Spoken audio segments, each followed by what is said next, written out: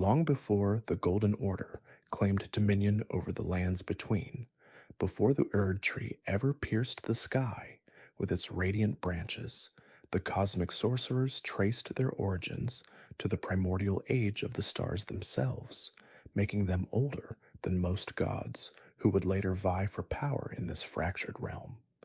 Theirs was a civilization born not from the earth or the grace of some distant deity, but from the cold, infinite void above, where glintstone fell like rain, and the very fabric of reality could be pulled apart and rewoven by those who understood the ancient language of the cosmos. This is not merely the story of a school of magic or a faction of scholars tucked away in ivory towers. This is the chronicle of an entire philosophy of existence, a way of seeing the world that predates the dogma of faith and the tyranny of order, a tradition that has survived cataclysm after cataclysm, adapting, fracturing, and enduring through ages that saw empires rise and fall like dust in the wind.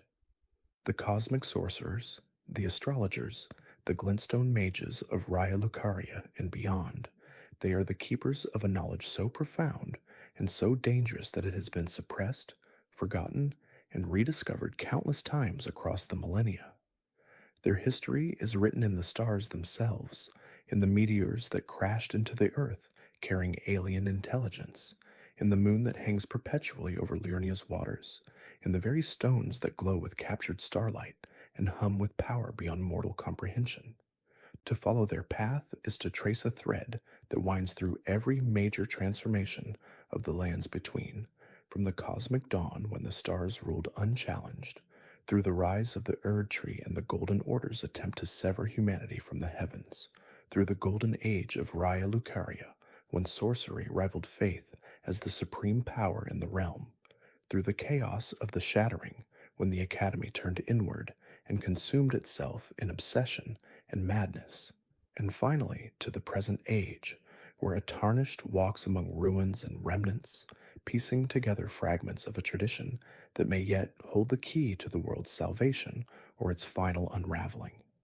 The stakes could not be higher, for the conflict between the cosmic sorcerers and the forces of the Golden Order is not simply a political or military struggle, it is a fundamental disagreement about the nature of reality itself, about whether humanity should look upward to the infinite possibilities of the stars, or downward to the roots of the Erd tree, about whether fate is written in golden runes or in the movements of celestial bodies, about whether the soul belongs to grace or to the dark moon that watches over all things with cold, impartial eyes.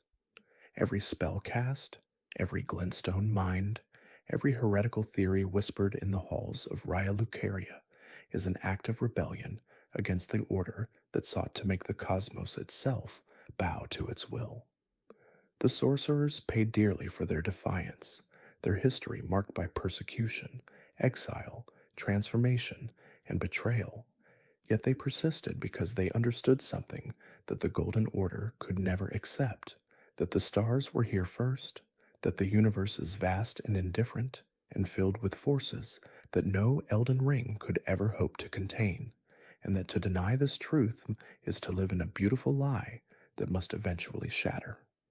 You will see how a tradition born in the observation of celestial movements became a tool of war, how scholars became soldiers, how the pursuit of knowledge became indistinguishable from the pursuit of power, and how the very thing that made the sorcerers great, their willingness to peer into the abyss and embrace what they found there, also became the seed of their corruption and downfall. You will witness the Academy's transformation from a place of learning into a prison of obsession, where masters rebirthed themselves in grotesque mockery of life, where students were reduced to living candles that burned with stolen glintstone, where the line between genius and madness dissolved entirely.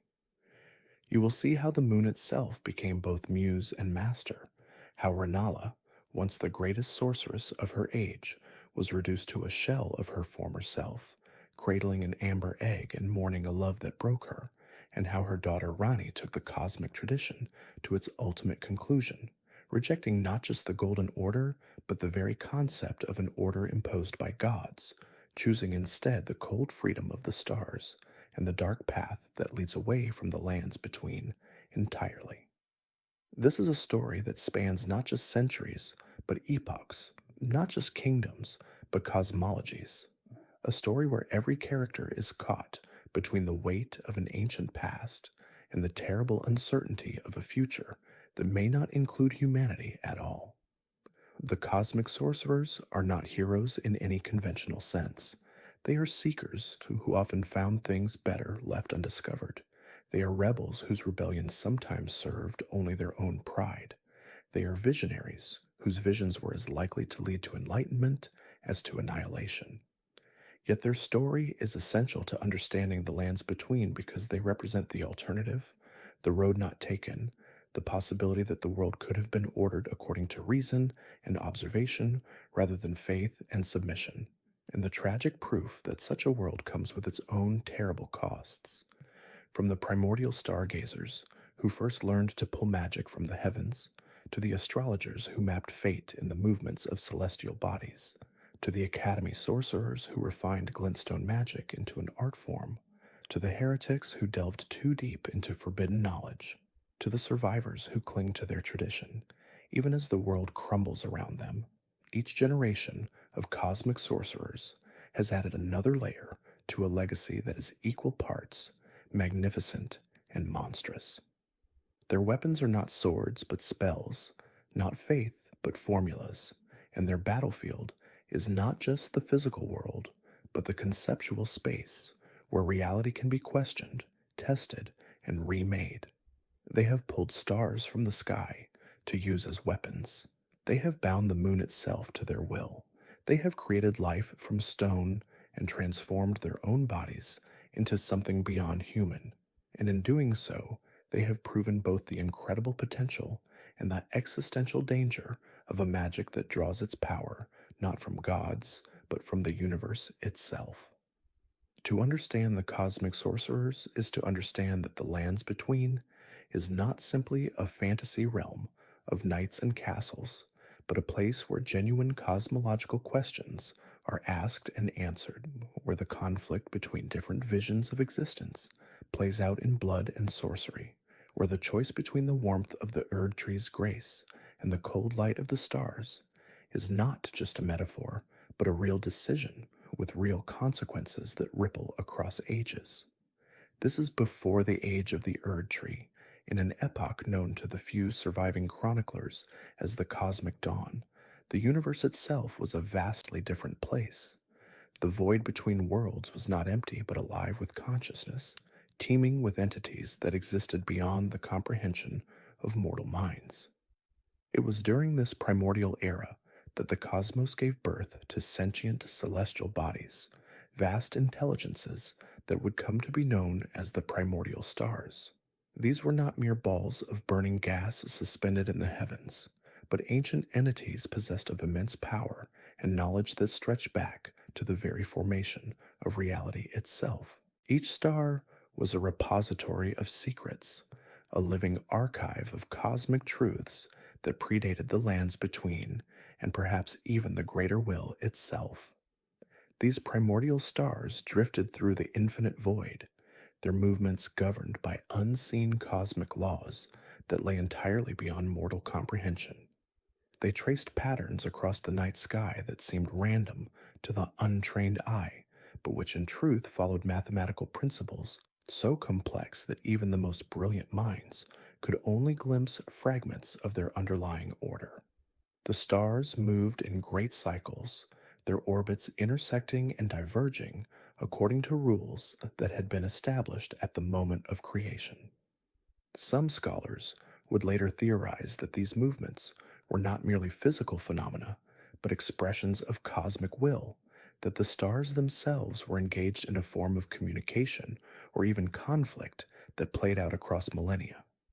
As eons passed and the first civilizations began to emerge in the lands between, something remarkable occurred.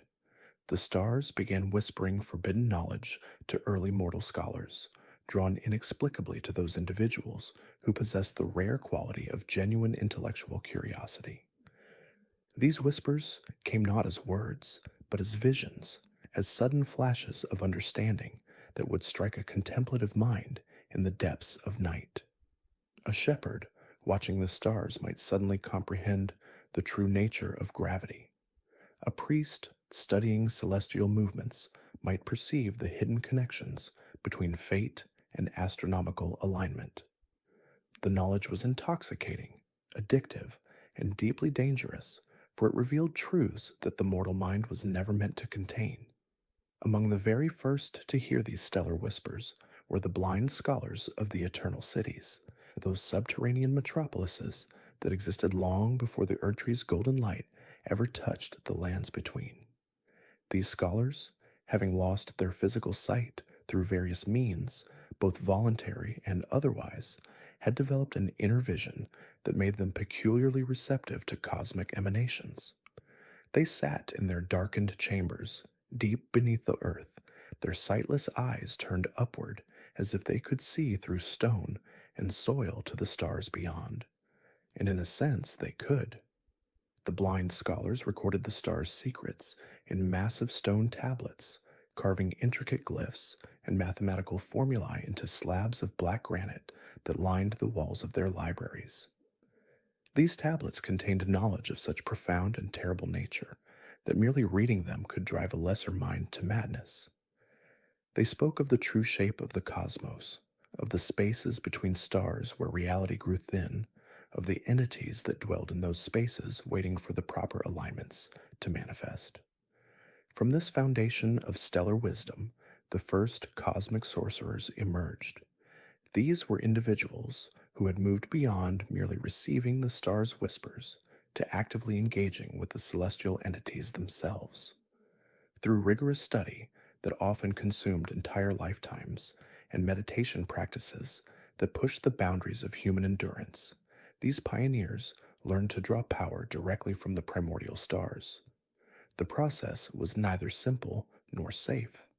It required the sorcerer to attune their very consciousness to the alien rhythms of stellar thought, to reshape their mental patterns until they resonated in harmony with beings whose existence spanned cosmic epochs.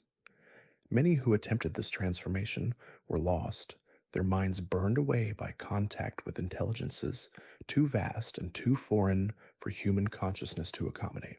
But those who succeeded gained access to powers that defied the natural order of the world. Meanwhile, in the frozen heights of the mountaintops of the giants, another group of scholars pursued their own relationship with the stars. These astrologers, wrapped in furs and huddled around fires that burned with strange colored flames, observed the primordial stars with an obsessive dedication that bordered on religious fervor. They noted every movement, every subtle shift in position or brightness, recording their observations in leather-bound journals that grew into vast archives. Through generations of meticulous study, these astrologers discovered something that would reshape their understanding of reality itself. The stars were not merely distant objects of study, but active participants in the fate of the world. Their alignments corresponded with great events in the lands between. When certain stars converged in specific configurations, kingdoms fell. When others reached their zenith, heroes were born. The astrologers realized they were witnessing nothing less than fate itself being written in the heavens. Recognizing the profound importance of their work, the most accomplished sorcerers and astrologers joined forces to establish the first observatories in the mountaintops. These were not crude structures, but architectural marvels that combined practical function with aesthetic beauty. The sorcerers constructed telescopes from crystal mined from deep within the mountains, crystal so pure and flawless that it could gather and focus starlight with unprecedented clarity. They reinforced these lenses with meteoric iron, metal that had fallen from the stars themselves and which possessed unique properties that enhanced the transmission of cosmic energies. The observatories rose like fingers pointing accusingly at the sky, their domes rotating to track celestial movements, their halls filled with the scratching of quills as scribes recorded every observation, every calculation, every new insight into the nature of the cosmos. But as the community of star scholars grew, so too did philosophical divisions within their ranks. A schism occurred, one that would have lasting consequences for the development of cosmic sorcery. On one side stood those who embraced the stars' teachings without reservation, who believed that the knowledge offered by the primordial stars was humanity's birthright and that any price paid for such wisdom was justified. They argued that the stars represented a path to transcendence, a means by which mortal beings could elevate themselves beyond the limitations of flesh and time. On the other side gathered those who had begun to fear the chaotic nature of stellar knowledge. These cautious scholars had witnessed too many of their colleagues lose themselves in cosmic contemplation, had seen brilliant minds reduced to gibbering wrecks by contact with truths too terrible to bear. They advocated for restraint, for careful study conducted within strict ethical boundaries, for the establishment of safeguards that would protect humanity from the more dangerous aspects of stellar communion. The debates between these factions grew heated, sometimes erupting into violence as passions overrode scholarly decorum. Despite these internal conflicts, the research continued, and the cosmic sorcerers made discoveries that would fundamentally alter their understanding of magic itself. Through careful analysis of the stars' whispers and countless experiments conducted in the observatories, they discovered the ability to manipulate gravitational forces. This was not the crude manipulation of weight and mass that lesser mages might achieve, but a profound understanding of gravity as a fundamental cosmic force, one of the invisible threads that bound the universe together. The sorcerers learned to create spells like rock sling, which drew upon meteoric debris scattered across the lands between, remnants of celestial bodies that had fallen to Earth in ages past. By channeling stellar power through these fragments, a sorcerer could hurl them with devastating force, each stone carrying not just physical momentum, but cosmic weight that could shatter armor and pulverize bone. As if in response to this growing mastery of cosmic forces, or perhaps drawn by the concentration of stellar power that the sorcerers had accumulated, the falling star beasts arrived in the lands between. These were celestial creatures of terrible beauty and alien anatomy, beings that seemed to exist partially outside the normal flow of time and space. They crashed to Earth like meteors, their impacts creating craters that glowed with residual cosmic energy for years afterward. The falling star beasts served as heralds of the primordial stars, living embodiments of stellar will that had been given physical form. Their bodies were composed of some substance that was neither flesh nor stone, but something in between, their hides studded with crystalline protrusions that pulsed with inner light. Where they walked, gravity itself seemed to warp and twist, creating zones where objects might suddenly become weightless or be crushed by invisible force. The cosmic sorcerers studied these creatures with a mixture of awe and scientific curiosity, attempting to understand their nature and purpose. Some theorized that the beasts were scouts, sent to evaluate the lands between for some unfathomable cosmic purpose. Others believed they were gifts, living repositories of stellar knowledge that could be unlocked through proper study. To further enhance their connection to cosmic power and to better withstand the mental strain of stellar communion, the sorcerers began to forge the first glintstone crowns. These were not mere decorative objects, but sophisticated magical instruments, each one a masterwork of both craftsmanship and sorcerous engineering. The sorcerers embedded these crowns with star shards, fragments of actual primordial stars that had somehow been captured or had fallen to Earth. The process of creating these crowns was extraordinarily difficult and dangerous. The star shards had to be harvested at great risk, often from the impact sites of falling star beasts or from meteorites that still burned with cosmic fire. They had to be shaped and set using techniques that combined traditional metallurgy with ritual magic, each crown requiring months or even years to complete. But the results justified the effort. A sorcerer wearing a properly constructed glintstone crown found their mental capacity expanded, their ability to channel cosmic energies enhanced, their resistance to the madness that often accompanied stellar communion significantly improved. The crowns became symbols of rank and achievement within the community of cosmic sorcerers, with the most elaborate and powerful examples reserved for the greatest masters of the art. The Golden Order's response was swift and absolute.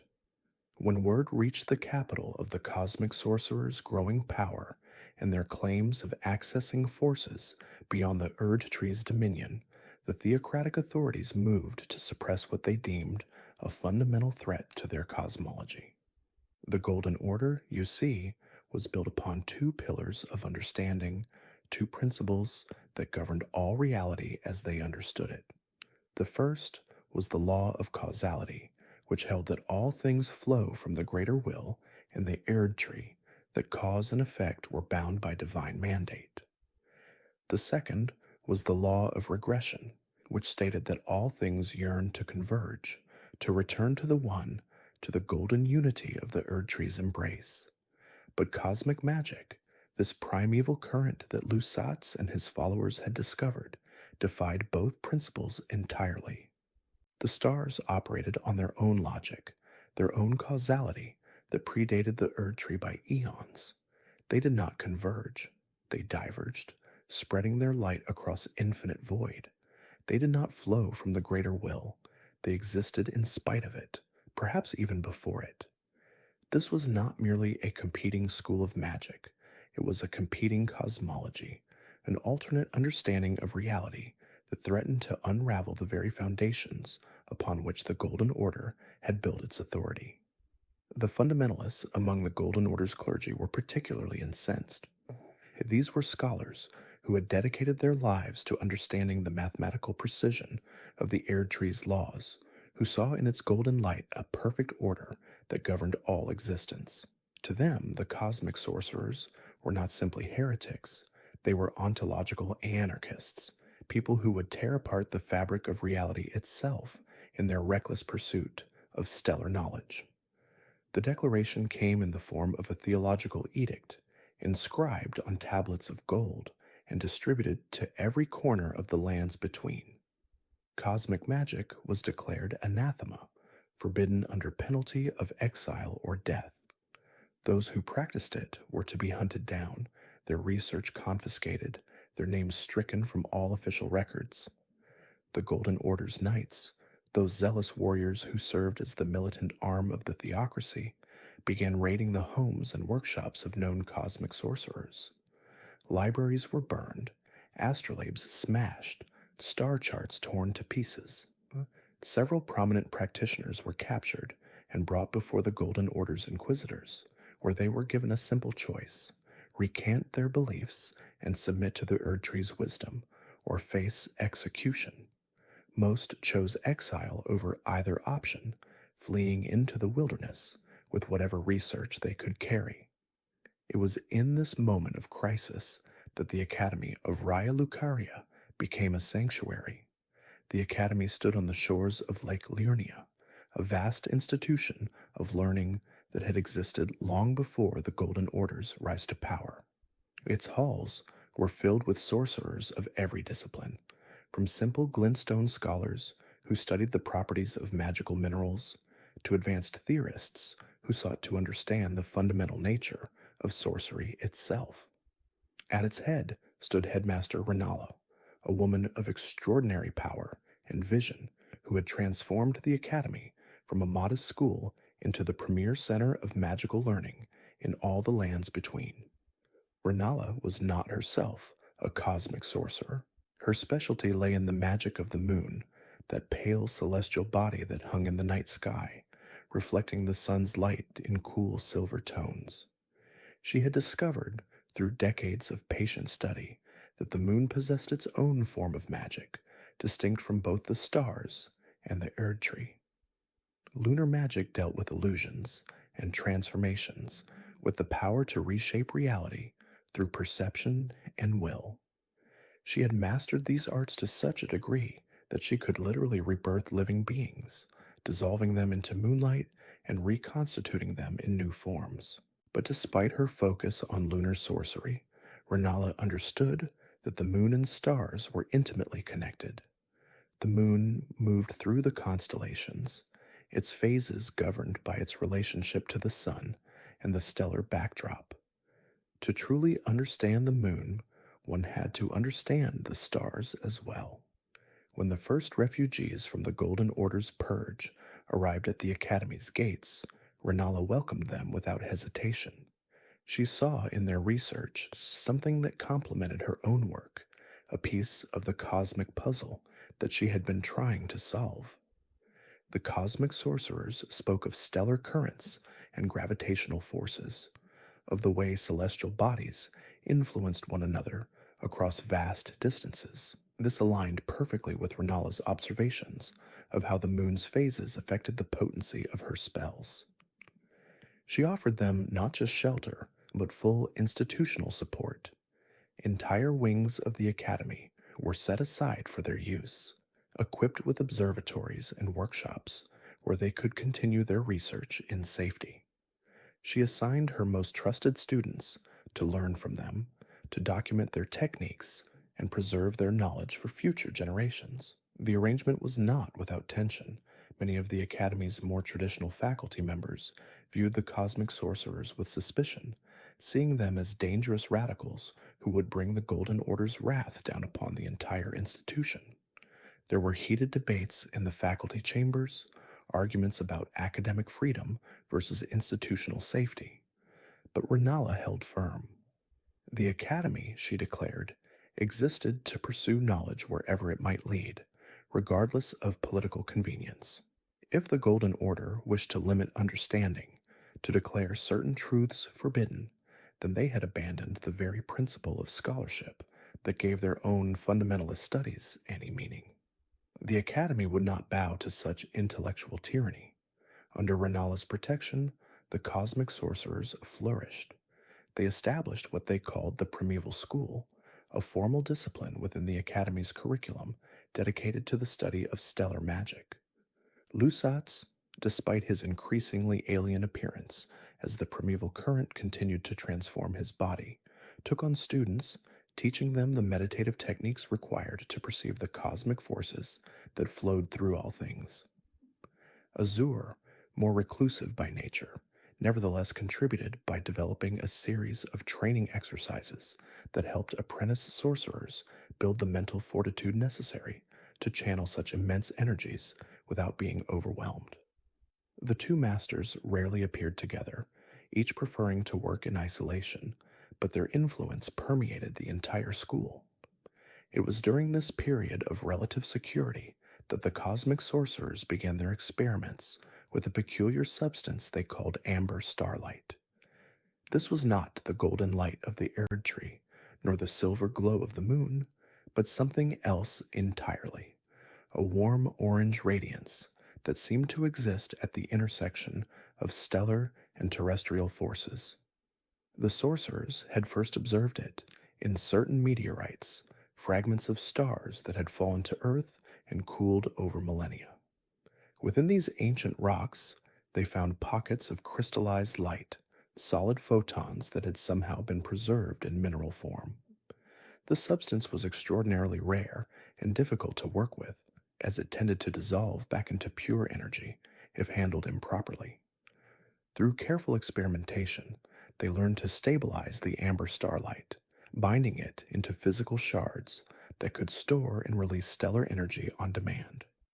These amber starlight shards became invaluable tools for cosmic sorcerers, serving as both power sources for their most demanding spells and as focusing lenses that helped them perceive the primeval current more clearly. The creation process was complex, requiring the sorcerer to channel stellar energy through a meteorite fragment while simultaneously using gravitational magic to compress and stabilize the resulting light.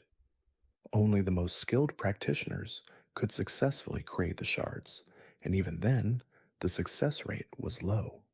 A single shard might require weeks of continuous effort, and the slightest mistake could result in a violent release of energy that would destroy the meteorite fragment and potentially injure the sorcerer.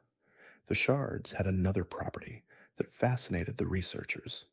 When held up to the night sky, they seemed to resonate with specific stars, glowing brighter when pointed towards certain constellations.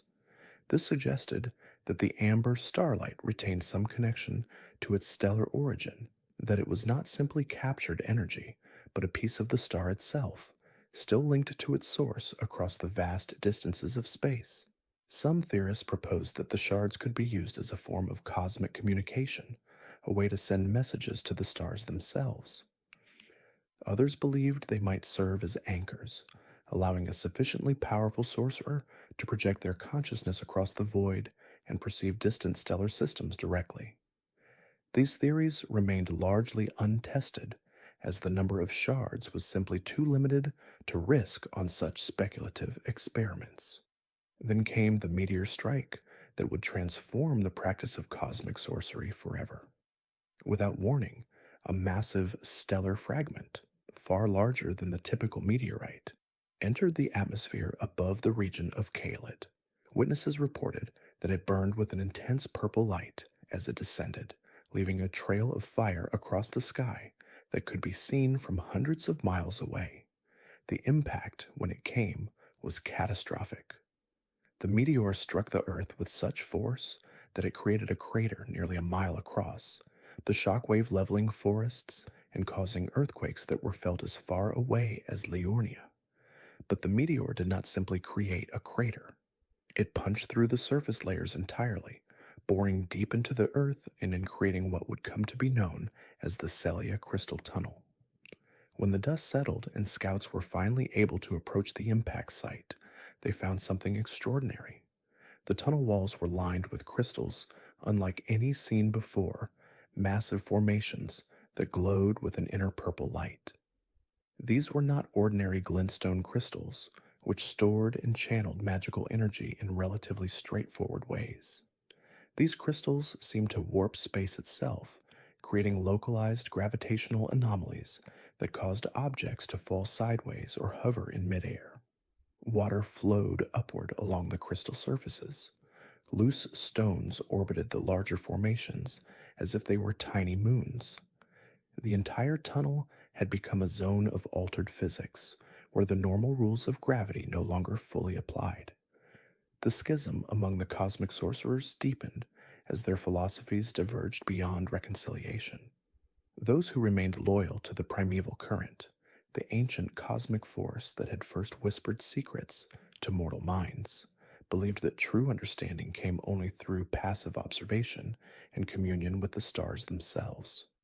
They saw the cosmos as a living tapestry of consciousness, each constellation a thought in the mind of something far greater than the gods of the lands between. These traditionalists established hidden sanctuaries in remote mountain peaks and forgotten valleys, places where the night sky remained unpolluted by the golden light that increasingly dominated the realm. They carried with them the oldest texts, scrolls inscribed with star charts that predated even the eternal cities, and they continued their meditations in silence, waiting for the stars to reveal the next phase of cosmic evolution. But another faction emerged, one that rejected this patient approach. These sorcerers, driven by the catastrophic events unfolding around them, sought more immediate communion with celestial power. They turned their attention to the falling star beasts, those living meteors that crashed into the lands between with increasing frequency. Where others saw mindless creatures of destruction, these radical sorcerers perceived vessels of pure cosmic will, fragments of stellar consciousness given physical form. They believed that by studying these beasts, by capturing them and even attempting to merge their own flesh with meteoric ore, they could transcend the limitations of mortal understanding. Their experiments grew increasingly desperate and dangerous. In hidden laboratories carved into impact craters, they subjected themselves to gravitational forces that warped bone and twisted sinew.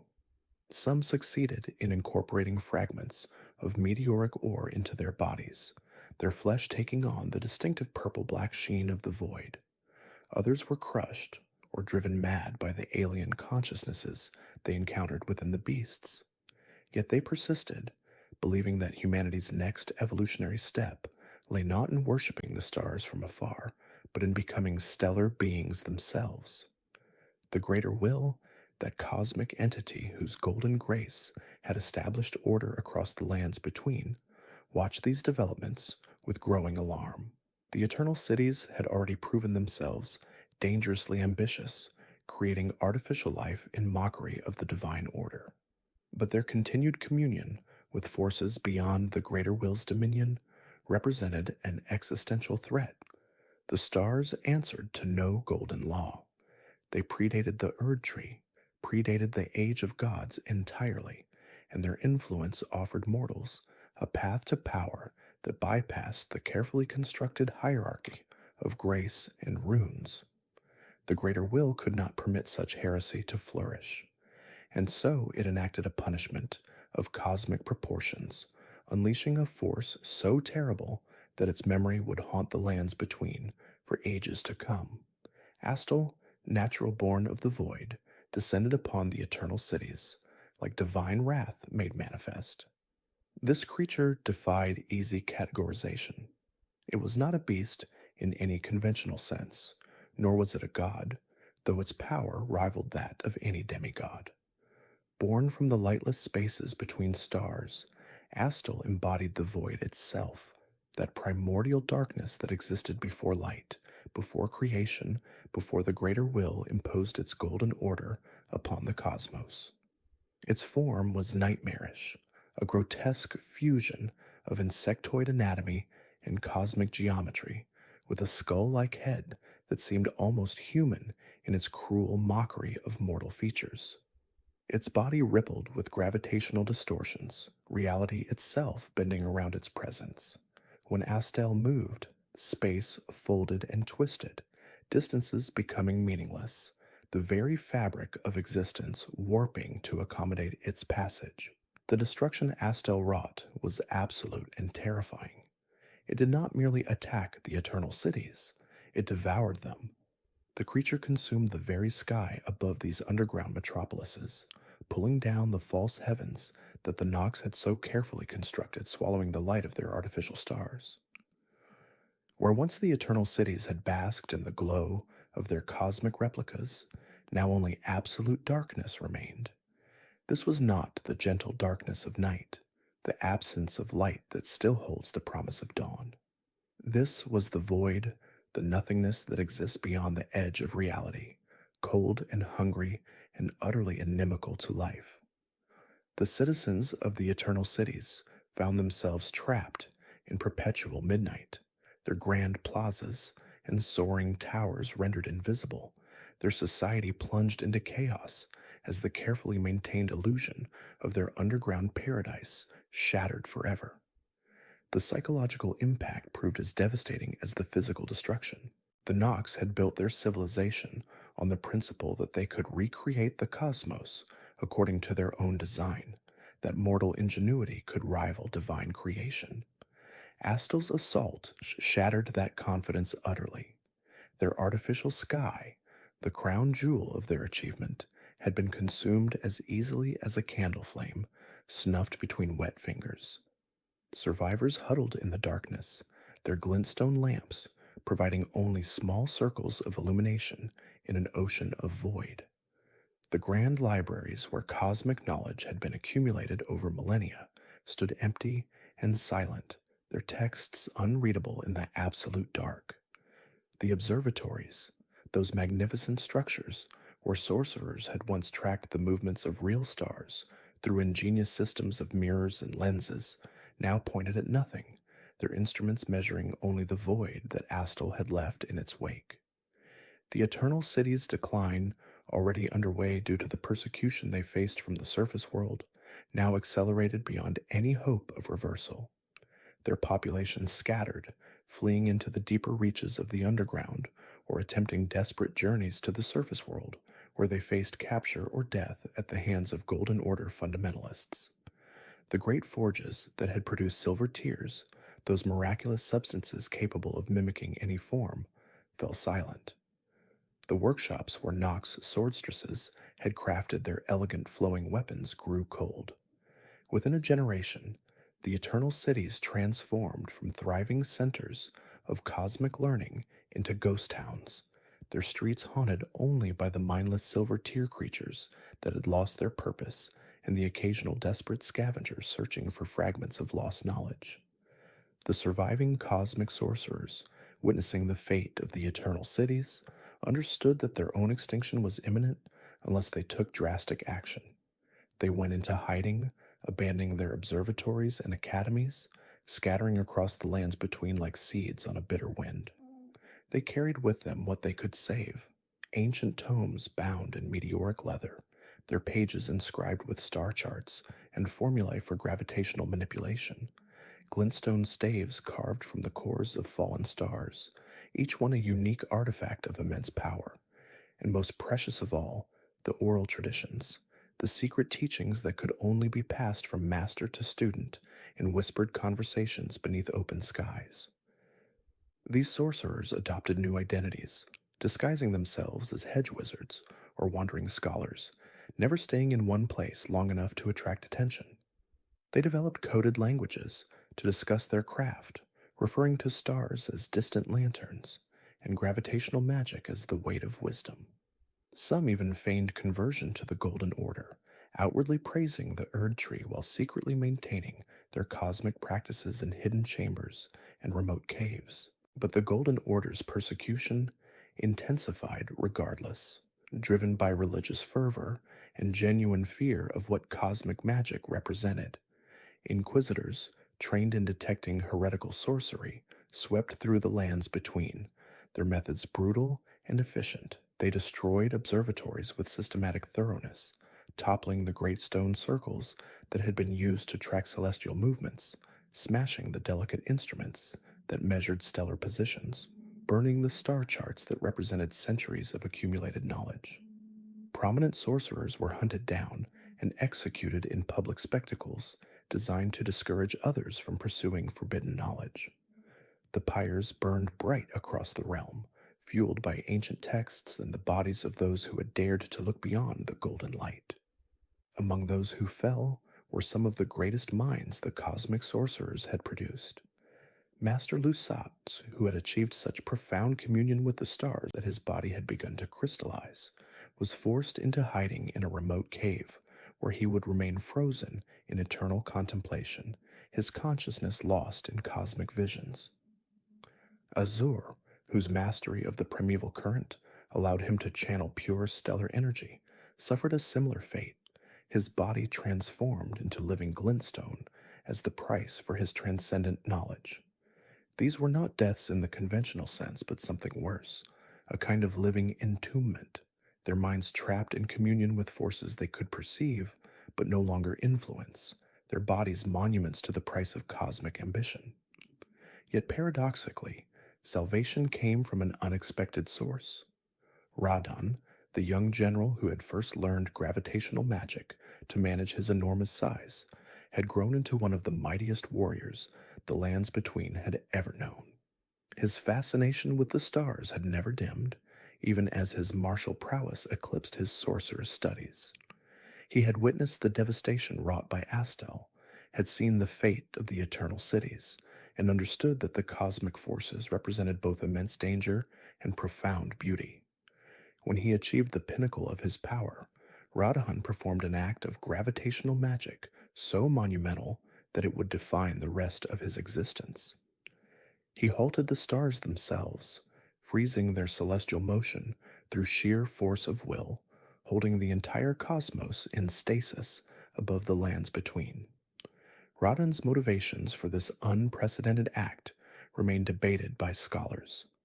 Some claim he sought to protect his beloved teacher, the Nox sorceress, who had first taught him the secrets of gravity. Others suggest he acted to prevent further falling star beasts from crashing into the realm, having witnessed the destruction these cosmic entities could cause. A few whisper that he had glimpsed something in the star's movements, some terrible destiny approaching, and sought to delay its arrival. Whatever his reasons, the consequences proved far reaching. With the stars frozen in place, no new cosmic influences could reach the lands between. The falling star beasts ceased their descents. The constellations hung motionless in the night sky, eternal and unchanging. For the remaining cosmic sorcerers, this cosmic stasis became an unexpected sanctuary. Their celestial patrons, those distant consciousnesses that had guided their research and whispered secrets across the void, remained fixed in place, their influence steady and reliable rather than waxing and waning with celestial cycles. The persecution continued, but the sorcerers found that their magic, though limited by the frozen heavens, became more predictable, easier to hide. They could no longer call down new stellar power, but the existing cosmic forces remained accessible to those who knew the proper techniques. A handful survived, preserving their traditions in secret, waiting for the day when the stars might move again. By the time of the shattering, when Queen Marika shattered the Elden Ring and the demigods went to war, only a scattered few cosmic sorcerers remained. Their once great tradition had fragmented into isolated lineages, each preserving different aspects of the ancient knowledge. Some focused on gravitational manipulation, others on communion with the primeval current, still others on the study of meteoric ore and its properties. They no longer formed a unified school or philosophy, but rather represented the scattered remnants of a cosmic age, fragments of stellar wisdom preserved against all odds in a world increasingly dominated by golden light and divine law. The primordial stars, those ancient celestial bodies that had witnessed the birth of the cosmos itself, now hung dormant in the frozen sky, their light reaching the lands between, but their influence held in check by Rodden's gravitational grip. They waited, patient as only cosmic entities can be, for the moment when their motion would resume. And when that moment came, when Radahan finally fell and released his hold on the heavens, the stars would move once more, and their influence would return to the lands between, heralding a new age of cosmic power and the potential rebirth of traditions long thought extinct. With the rise of the Erd Tree and the establishment of Queen Marika's Golden Order, the ancient traditions of the astrologers would face their gravest trial. In the early age of the Erd Tree, during the period historians now call the Erd Tree Ascendancy, the cosmic scholars, who had once gazed freely upon the stars, found themselves branded as enemies of the new divine regime. The Golden Order, that intricate theological and philosophical framework, codified by Marika and her consort Radagon, declared stellar magic heretical. This was no mere theological disagreement.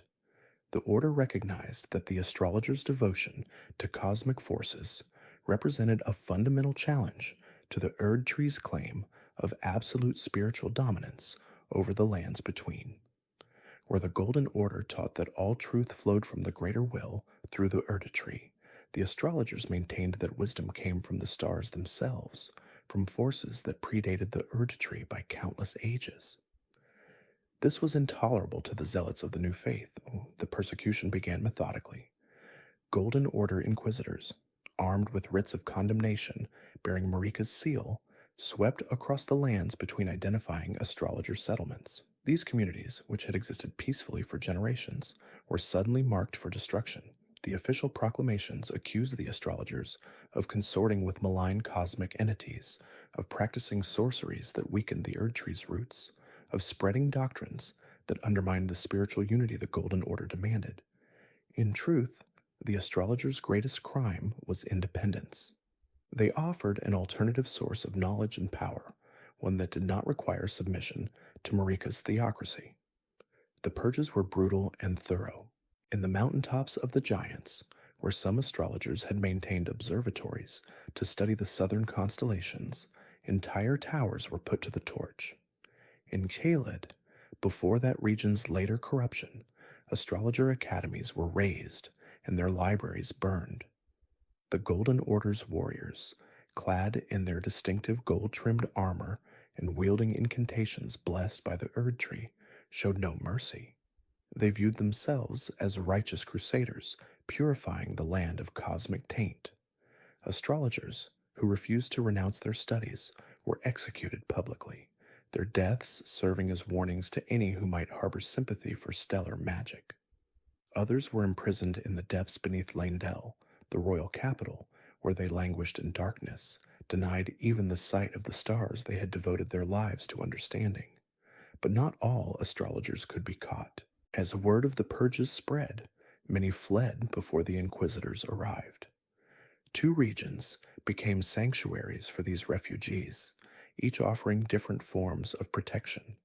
The first was Mount Gelmir, that volcanic peak in the western reaches of the lands between. The mountain's treacherous slopes, wreathed in poisonous gases and patrolled by dangerous creatures, deterred casual pursuit. More importantly, Mount Gelmir was remote enough that the Golden Order's reach there remained tenuous in these early years. The astrologers who fled to Gelmir were often the most radical, those who had no interest in compromise or integration with the new order. They carved hidden enclaves into the mountainside, establishing secret observatories in caves and on isolated peaks where they could continue their studies away from prying eyes. The second refuge was Liurnia of the Lakes, that mist-shrouded realm of water and magic to the north. Liurnia had its own proud traditions of sorcery, centered on the academy of Raya Lucaria and the noble Carian royal family. The Carians, who traced their lineage back to astrologers and star readers themselves, were more sympathetic to cosmic magic than the Golden Order zealots. When astrologer refugees began arriving in Liurnia, they found a cautious welcome. The local population, already steeped in magical practice, recognized kindred spirits in these exiles. The astrologers who settled in Liurnia took a different path than their counterparts in Mount Gelmir. Rather than isolating themselves, they integrated with Liurnian society, sharing their knowledge and learning the region's own magical traditions in return. This cross-pollination would prove enormously fruitful for both groups. Yet even in these refuges, the astrologers knew they could not simply continue as before. The Golden Order's persecution had shattered their old networks and destroyed much of their accumulated knowledge. More fundamentally, it had demonstrated that cosmic sorcery needed a new foundation if it was to survive. The old ways, the public observatories, and open scholarship were no longer viable in a world dominated by the Erd Tree. What emerged from this crisis was a new doctrine, one that would define cosmic sorcery for generations to come. The astrologers called it the primeval current. The primeval current was conceived as both a philosophy and a method of practice. At its heart lay a radical idea that the cosmos itself was a flowing stream of knowledge and power, an eternal current that had existed long before the Erd Tree and would continue long after it fell. To study the primeval current meant to tap into this cosmic flow directly, to become a conduit for stellar forces rather than merely an observer of celestial phenomena. This was a departure from traditional astrology, which had focused on reading and interpreting the stars. The primeval current demanded active participation, a willingness to let cosmic energies flow through the sorcerer's own body and mind. It was dangerous, transformative, and utterly incompatible with the Golden Order's insistence on the Erd Tree as the sole source of divine power. The doctrine also served a practical purpose. By framing their studies as the pursuit of an ancient, fundamental truth rather than mere heretical magic, the astrologers could justify their continued resistance to the Golden Order. The primeval current became a rallying point, a shared identity for scattered and persecuted scholars.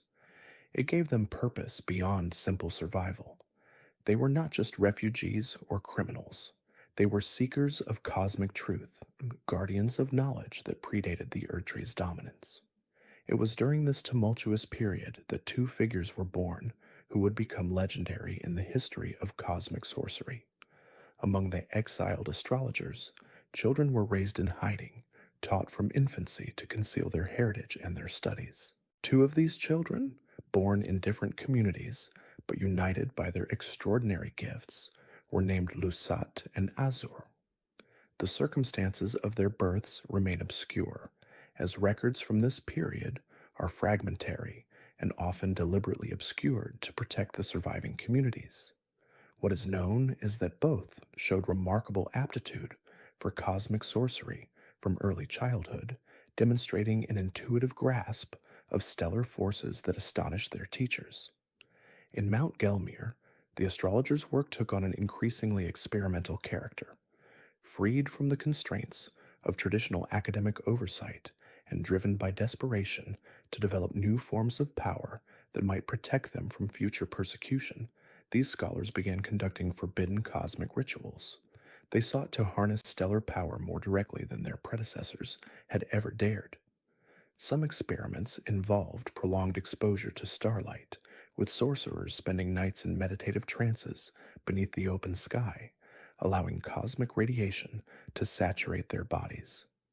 Others attempted to recreate the conditions of the primordial cosmos, using volcanic heat and alchemical processes to forge new materials imbued with stellar essence.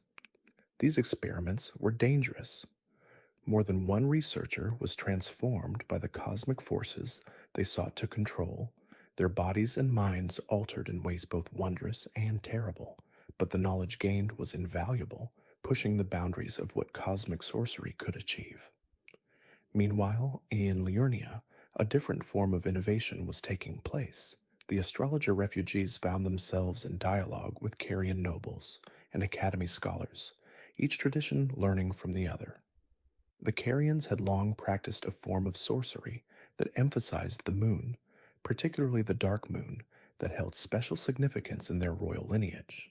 This lunar magic, while related to cosmic forces, had developed along different lines than stellar astrology. When astrologers shared their knowledge of the stars and the primeval current, and Carian sorcerers reciprocated with their understanding of lunar cycles and gravitational magic, hybrid practices began to emerge. These new forms of sorcery combined the cosmic scope of astrology with the practical power of Carian glintstone magic. Spells were developed that could call down starlight while manipulating gravitational forces, or that wove together lunar and stellar influences into complex magical effects. The collaboration between astrologers and Carians was not without tension. Some traditional Carian scholars viewed the refugees with suspicion, fearing that their heretical reputation might draw the Golden Order's wrath to Liurnia itself. Others worried that cosmic sorcery's emphasis on stellar forces might dilute the Carian focus on the moon. But these concerns were gradually overcome by the undeniable results of their cooperation and by the growing recognition that both groups faced a common threat in the Golden Order's magical orthodoxy. As the years passed and the initial panic of persecution gave way to a new, hidden stability, the astrologers formalized the primeval current doctrine. What had begun as a loose collection of ideas and practices was codified into a coherent philosophical system. Central to this codification was the principle that cosmic knowledge must be pursued regardless of earthly authority. The primeval current, the astrologers taught, was the fundamental reality underlying all existence. The Erd tree, for all its power and majesty, was merely one manifestation of cosmic forces, not their source. To truly understand magic, one must look beyond the Golden Order's dogma to the stars themselves. This was not merely academic philosophy, but a direct challenge to the Erd tree's theological claims. Among the young astrologers being trained in this new tradition, Lusat quickly distinguished himself. His talent for cosmic sorcery was prodigious, surpassing even his most accomplished teachers. Where other students struggled to perceive the subtle flows of the primeval current, Lusat seemed to sense them instinctively. He could manipulate stellar forces with a precision and power that suggested he was not merely channeling cosmic energy, but communing with it directly. His rise to prominence among the exiles was meteoric, and before he had even reached full adulthood, Lusat was recognized as one of the foremost practitioners of the primeval current, a living embodiment of what cosmic sorcery could achieve when freed from the constraints of both tradition and persecution. The Inquisitors arrived at Mount Gelmir like a storm of gold and iron. These were not ordinary soldiers, but zealots of the Golden Order, trained specifically to identify and eliminate heresy. They carried incantations, blessed by the two fingers, prayers that could dispel sorceries and bind those who wielded forbidden knowledge. Their mandate was absolute. Every astrologer enclave, every hidden observatory, every scrap of star touched parchment was to be destroyed or brought before the Golden Order's judgment. The mountain, which had sheltered the astrologers for generations, became a hunting ground. The confrontation that followed would be remembered as the Purge of Gelmir, though few records of it survived in official Golden Order histories. The astrologers, despite their profound knowledge of the cosmos, were scholars first and warriors second. Their sorceries, while powerful, required concentration and study. The Inquisitors struck swiftly, targeting the largest enclaves first. In the caverns beneath the volcano's shadow, where astrologers had carved their observatories into the living rock, battles erupted that lit the darkness with both golden incantations and the cold blue light of star sorceries. The astrologers fought desperately, wielding glintstone pebbles and gravity spells, but they were outnumbered and unprepared for the ferocity of the assault. Azur himself witnessed the destruction of the Grand Observatory, a structure that had taken decades to build and align with specific celestial bodies. He watched as Inquisitors smashed the crystalline lenses that focused starlight as they burned scrolls containing observations spanning centuries as they dragged his fellow scholars into chains. The loss was not merely academic. These were people he had studied alongside, debated with, shared meals with in the cold mountain nights. The Golden Order's forces showed no mercy to those who had gazed too long at the stars, viewing them as corrupted beyond redemption. It was Lusat who organized the escape, while Azur had always been the more contemplative of the two, lost in theoretical pursuits. Lusat possessed a pragmatic streak that now proved vital. He gathered those astrologers who could still move, who had not been captured or killed, and led them through secret passages that wound deep into Mount Gelmir's volcanic heart. They carried what they could: scrolls wrapped in oilcloth, small glintstone fragments, and most crucially, their memories of what they had learned. The journey through the mountain's depths was harrowing. Volcanic vents threatened to cook them alive, and behind them they could hear the Inquisitors giving chase, their golden incantations echoing through the stone corridors. Azur and Lusat emerged from Mount Gelmir with perhaps 24 survivors, less than a tenth of the scholarly community that had once thrived there. They traveled north and west, moving through the Altus Plateau under cover of darkness, always aware that Golden Order patrols might spot them. Their destination was Liurnia of the Lakes, a region that had maintained a degree of independence from the Golden Order's absolute rule. Liurnia was a land of mists and water, where ancient noble houses still held power and where scholarship had always been valued, even when it ventured into uncomfortable territories. In Liurnia, the Academy of Raya Lucaria stood as a beacon of learning. It had been founded generations earlier, long before the Erdtree's dominance, as a place where sorcerers could study glintstone sorcery without persecution. The academy was built on an island in the center of a great lake, accessible only by a single causeway or by boat, a natural fortress against those who might seek to suppress knowledge. Its founding principles has emphasized the pursuit of understanding above all else, even when that understanding challenged established beliefs. When Azur and Lusat arrived with their surviving astrologers and their forbidden knowledge of the stars, the Academy's masters faced a momentous decision. The debate within Raya Lucaria's halls was intense. Some masters argued that harboring these refugees would bring the Golden Order's wrath down upon them all. The Academy had survived by maintaining a careful balance, teaching sorceries that the Golden Order found distasteful but not actively heretical. To embrace the astrologers and their cosmic teachings would be to cross a line from which there could be no return. Others, however, saw an opportunity. The knowledge that Azur and Lusat brought was unlike anything Raya Lucaria had encountered. These were not merely new spells or techniques, but an entirely different understanding of how sorcery functioned, rooted not in the glintstone of the earth, but in the stars themselves. The Academy ultimately chose knowledge over safety. The astrologers were granted sanctuary, and more than that, they were given positions of honor. Azur and Lusat, recognized for their profound understanding of cosmic principles, were appointed as masters of the Academy. This was an extraordinary honor, typically reserved for those who had spent decades proving themselves within Raya Lucaria's hierarchies. Their appointment signaled that the Academy was not merely tolerating the astrologers, but actively embracing their teachings. The primeval current, that ancient philosophy that saw the stars as the true source of all sorcery, found a new home. Under Azur and Lusat's guidance, the Academy underwent a transformation. New wings were constructed specifically for the study of cosmic sorcery, with domed observatories that could track the stars' movements across the night sky. Students who had previously focused solely on traditional glintstone sorcery now found themselves learning about stellar alignments, cosmic cycles, and the fundamental forces that governed the universe beyond the Erd Tree's light.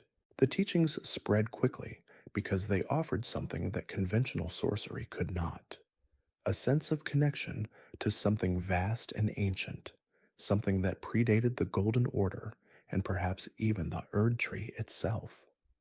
It was during this period of intense study that the astrologers in Liurnia made a discovery that would shake the foundations of everything the Golden Order claimed.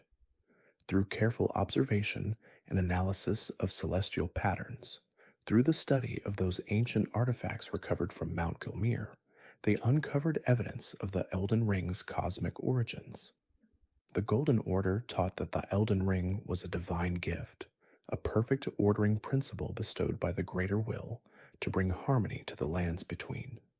But the astrologers' research suggested something far more complex and troubling. The stars themselves seemed to remember a time before the Elden Ring's current form, when the cosmic order was different, when the laws that governed reality were not fixed by golden decree, but flowed and changed like the movements of celestial bodies. The astrologers found patterns in stellar movements that corresponded to changes in the Elden Ring itself, suggesting that the ring was not immutable, but had been altered, shaped, perhaps even constrained. This was heresy of the highest order. To suggest that the Elden Ring was not perfect, not eternal, not divinely ordained exactly as it was, struck at the very heart of Golden Order doctrine. The implications were staggering. If the Elden Ring had cosmic origins, if it had been different in the past, then it could potentially be different in the future. The Golden Order's claim to absolute authority, based on its role as the interpreter and enforcer of the Elden Ring's laws, suddenly seemed far less certain. This knowledge could not be contained. Scholars talk, they write, they share their discoveries with colleagues in distant lands.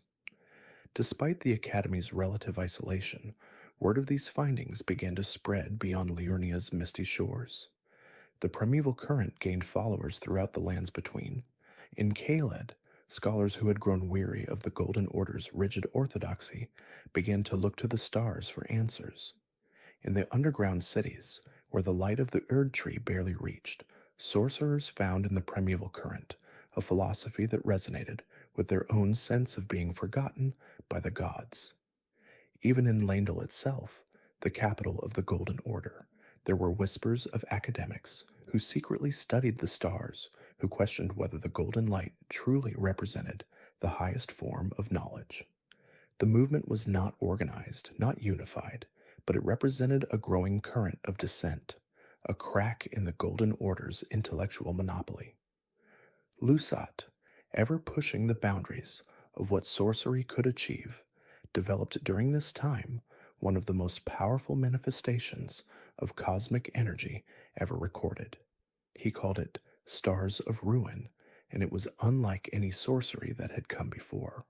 Traditional star sorceries called down individual fragments of stellar matter, meteorites that could strike with devastating force.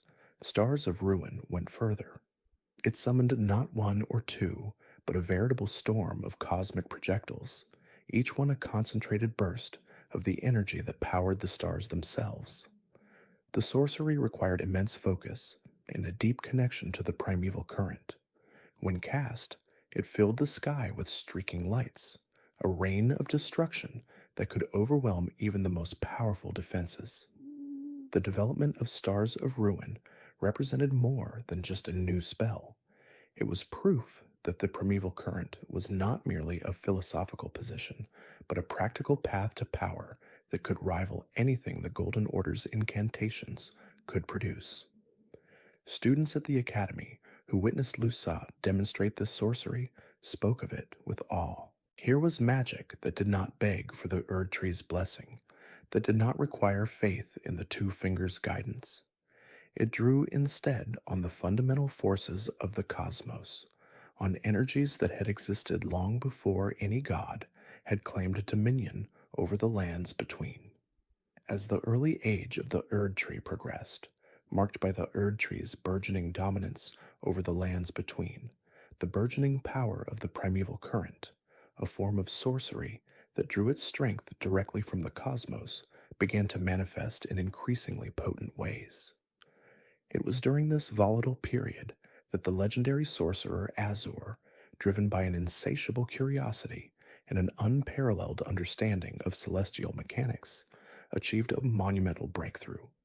Through years of dedicated study and dangerous experimentation, he managed to distill the raw, untamed power of the very stars themselves into a tangible form, culminating in the creation of the spell known as Comet Azur. This wasn't merely a powerful projectile, it was a direct conduit to the cosmic energies that governed the universe, a spell that could unleash a torrent of starlight capable of devastating anything in its path. Its very existence was a testament to the profound potential of the primeval current, and simultaneously a stark challenge to the established order. The Golden Order, ever vigilant in its suppression of anything that deviated from its rigid dogmas, viewed such advancements with increasing alarm. The creation of Comet Azur, a spell that openly defied the Erd Tree's supposed singular authority over all forms of power, served as a catalyst for a dramatic escalation in their persecution of astrologers. What was once suspicion and subtle pressure now transformed into outright hostility. The primeval current, with its emphasis on cosmic truth and individual enlightenment, was officially branded as heresy, a dangerous deviation from the Golden Order's sanctioned faith. This condemnation was not merely theological, it was a political maneuver designed to consolidate power and eliminate any intellectual or spiritual rivals. The Golden Order's rhetoric painted astrologers as dangerous subversives, their pursuit of cosmic knowledge a blasphemous affront to the greater will, the enigmatic outer god believed to be the source of the Erd Tree's grace.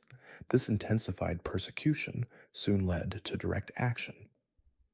Golden Order inquisitors, zealous agents of the ruling faith, began to infiltrate the very heart of astrological learning, the Academy of Raya Lucaria. Their mission was clear: to dismantle the primeval current from within. They sought to identify and apprehend its proponents, confiscate forbidden texts, and indoctrinate students into the Golden Order's teachings, effectively stamping out any vestige of cosmic sorcery.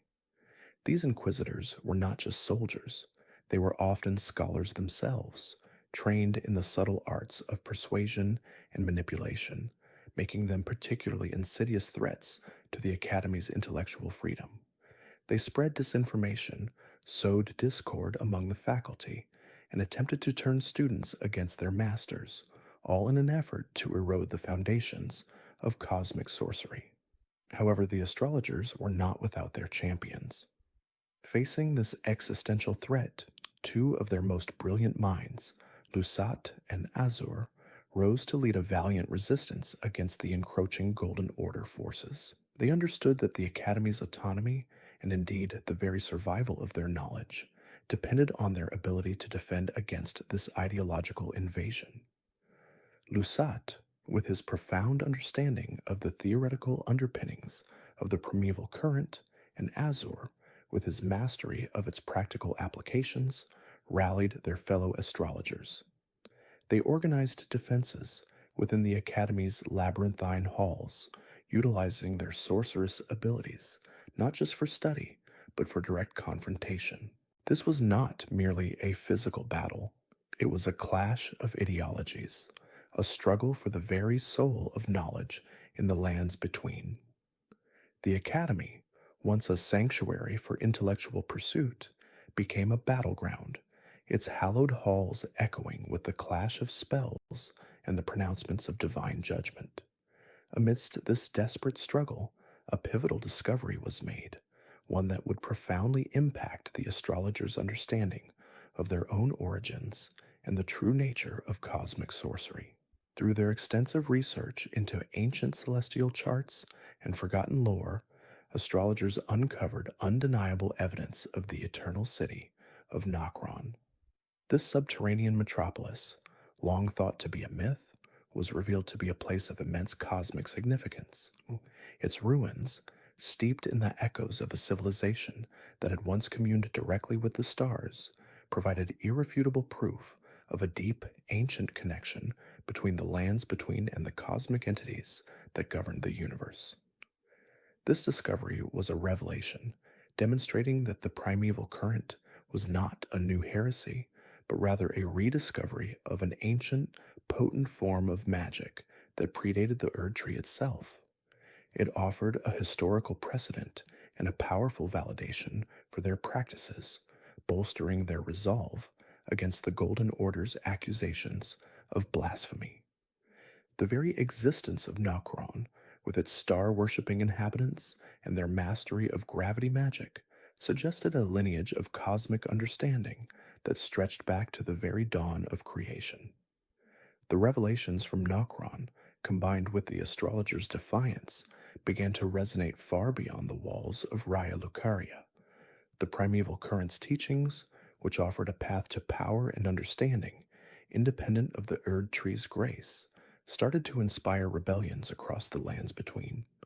Various factions and marginalized groups, chafing under the Golden Order's oppressive rule, saw in cosmic sorcery a viable alternative, a means to challenge the established hierarchy.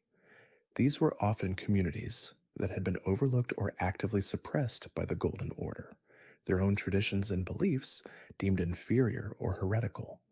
The idea of drawing power directly from the cosmos, bypassing the Erd Tree entirely, was a potent symbol of liberation, sparking uprisings and acts of defiance in distant regions.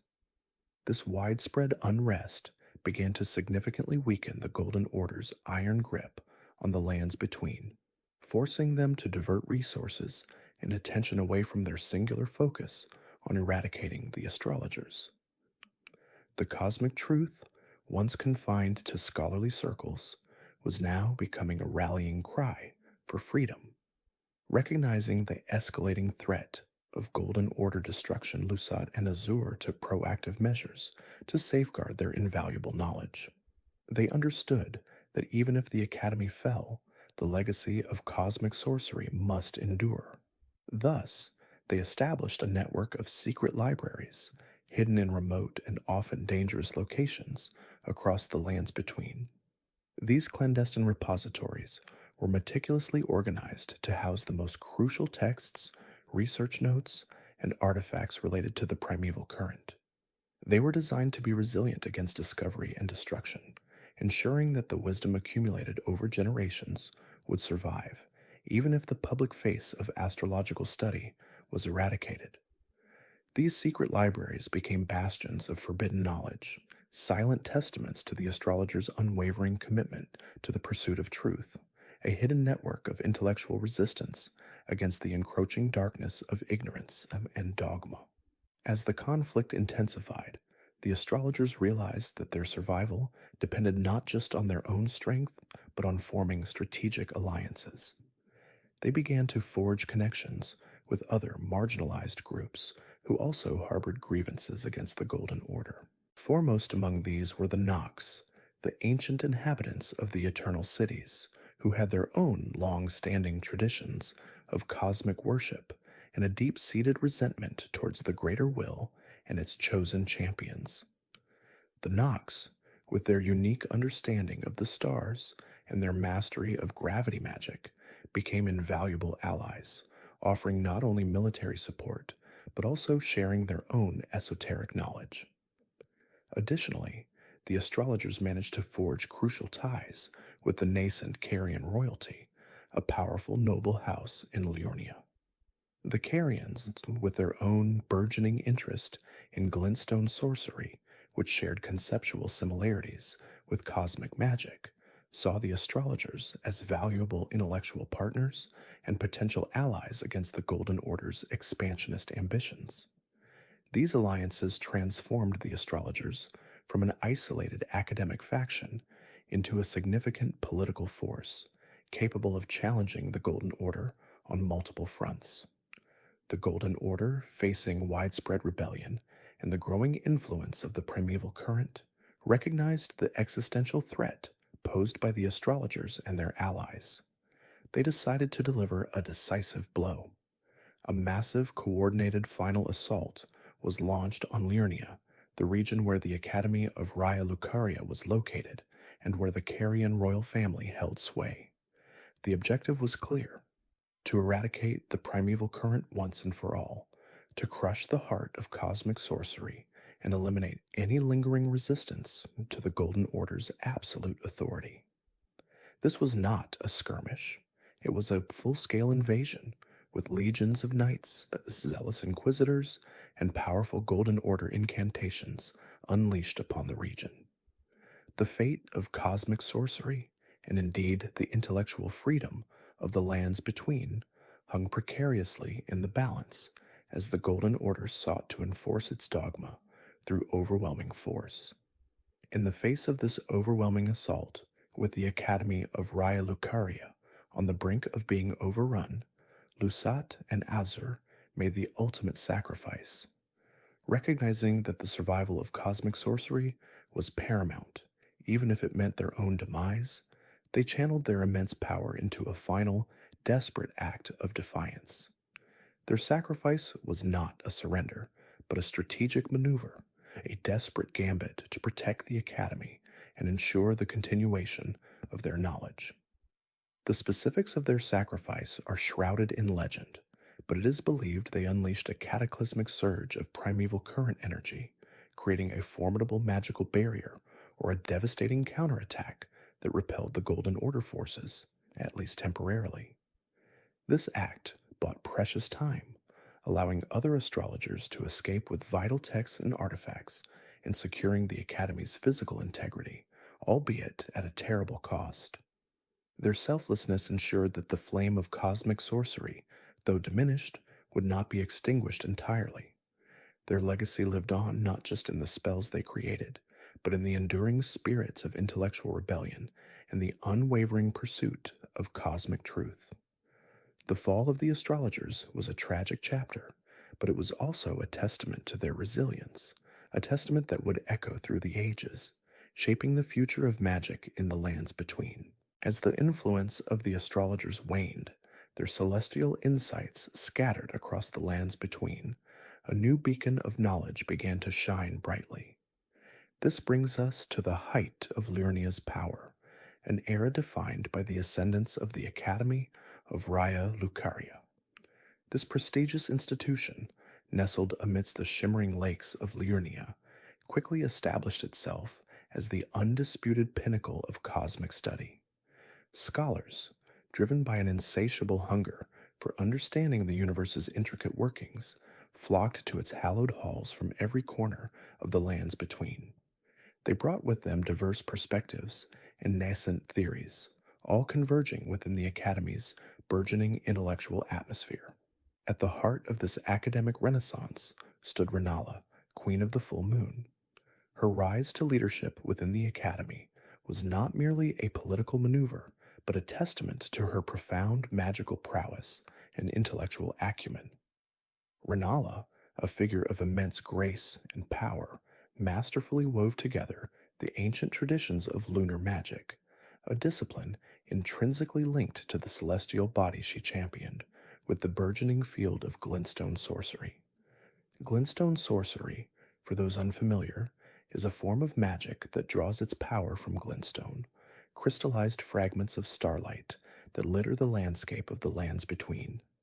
These iridescent shards, believed to be remnants of fallen stars, served as conduits for magical energy, allowing sorcerers to conjure spells of dazzling complexity and destructive force. Renala's unique blend of these two distinct magical traditions created a fertile ground for innovation, pushing the boundaries of what was thought possible within the magical arts. Her leadership fostered an environment of intellectual curiosity, encouraging experimentation and the pursuit of even the most esoteric knowledge. It was within this vibrant intellectual landscape the two prodigious sorcerers, Lusat and Azur, began their fateful journey. Driven by an ambition that bordered on obsession, they embarked on a joint research endeavor into the primeval current. The primeval current, a concept central to their studies, was believed to be the primordial source of all glintstone magic, a raw, untamed wellspring of cosmic energy that flowed through the very fabric of existence. Their ultimate goal was audacious: to not merely understand this cosmic force, but to harness the star's power directly, to tap into the very essence of creation itself. This pursuit, while seemingly noble, would ultimately lead them down a perilous path, forever altering their destinies and leaving an indelible mark on the history of glintstone sorcery. Under Renala's enlightened leadership, the Academy's libraries expanded at an unprecedented rate. What were once mere collections of scrolls and tablets transformed into vast repositories of knowledge, filled with countless ancient tomes and meticulously crafted celestial charts. These artifacts, painstakingly collected and preserved, detailed every known cosmic phenomenon, from the predictable cycles of the moon to the erratic dance of distant comets. The libraries became a treasure trove for scholars, offering insights into the movements of celestial bodies, the properties of glintstone, and the philosophical underpinnings of magic.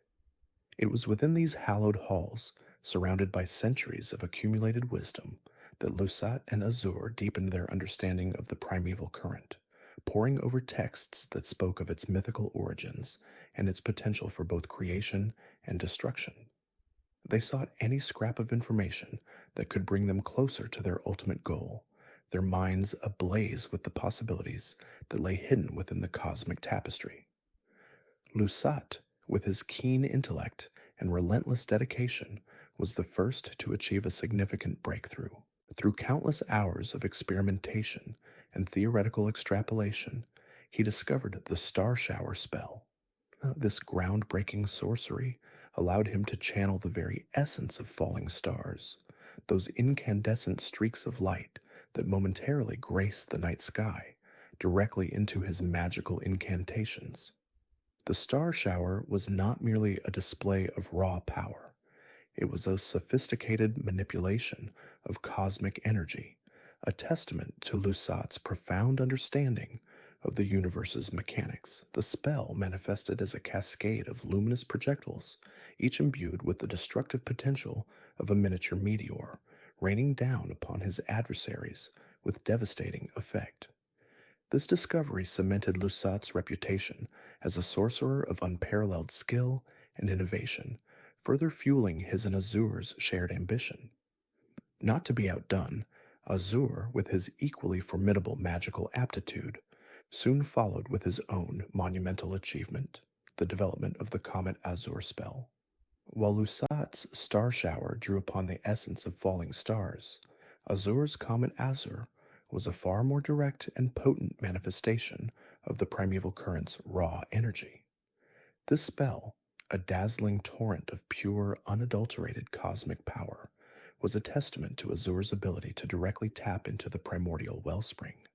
When unleashed, Comet Azur manifested as a colossal, concentrated beam of celestial energy, capable of obliterating anything in its path. It was a spell of immense destructive potential, a clear demonstration of the raw, untamed power that the primeval current held. The creation of Comet Azur sent ripples through the Academy, solidifying both Lusat and Azur's positions as the foremost authorities on glintstone sorcery and the primeval current. With these groundbreaking discoveries, the primeval current swiftly became a central focus of study and debate within the Academy. What was once a theoretical concept, whispered about in hushed tones, was now a tangible force capable of being harnessed and manipulated. Scholars across the institution engaged in fervent discussions, dissecting its origins and implications. Some viewed it as a divine gift, a pathway to ultimate enlightenment, while others saw it as a dangerous, unpredictable force that threatened to unravel the very fabric of reality. The philosophical and ethical implications of wielding such immense power were hotly contested, leading to lively intellectual exchanges and the emergence of new schools of thought within glintstone sorcery. The Academy, once a bastion of traditional learning, found itself at the forefront of a profound magical revolution, driven by the insatiable curiosity of its most brilliant minds. Recognizing the escalating interest in the primeval current and the growing power of glintstone sorcery, Renala, ever the astute leader, commissioned the creation of the glintstone crowns. These magnificent artifacts were not merely symbols of status, they were meticulously crafted instruments designed to enhance a sorcerer's connection to the stars, thereby amplifying their magical abilities. Each crown, intricately adorned with shimmering glintstone fragments, acted as a focal point, allowing the wearer to draw more efficiently upon the cosmic energies that permeated the lands between.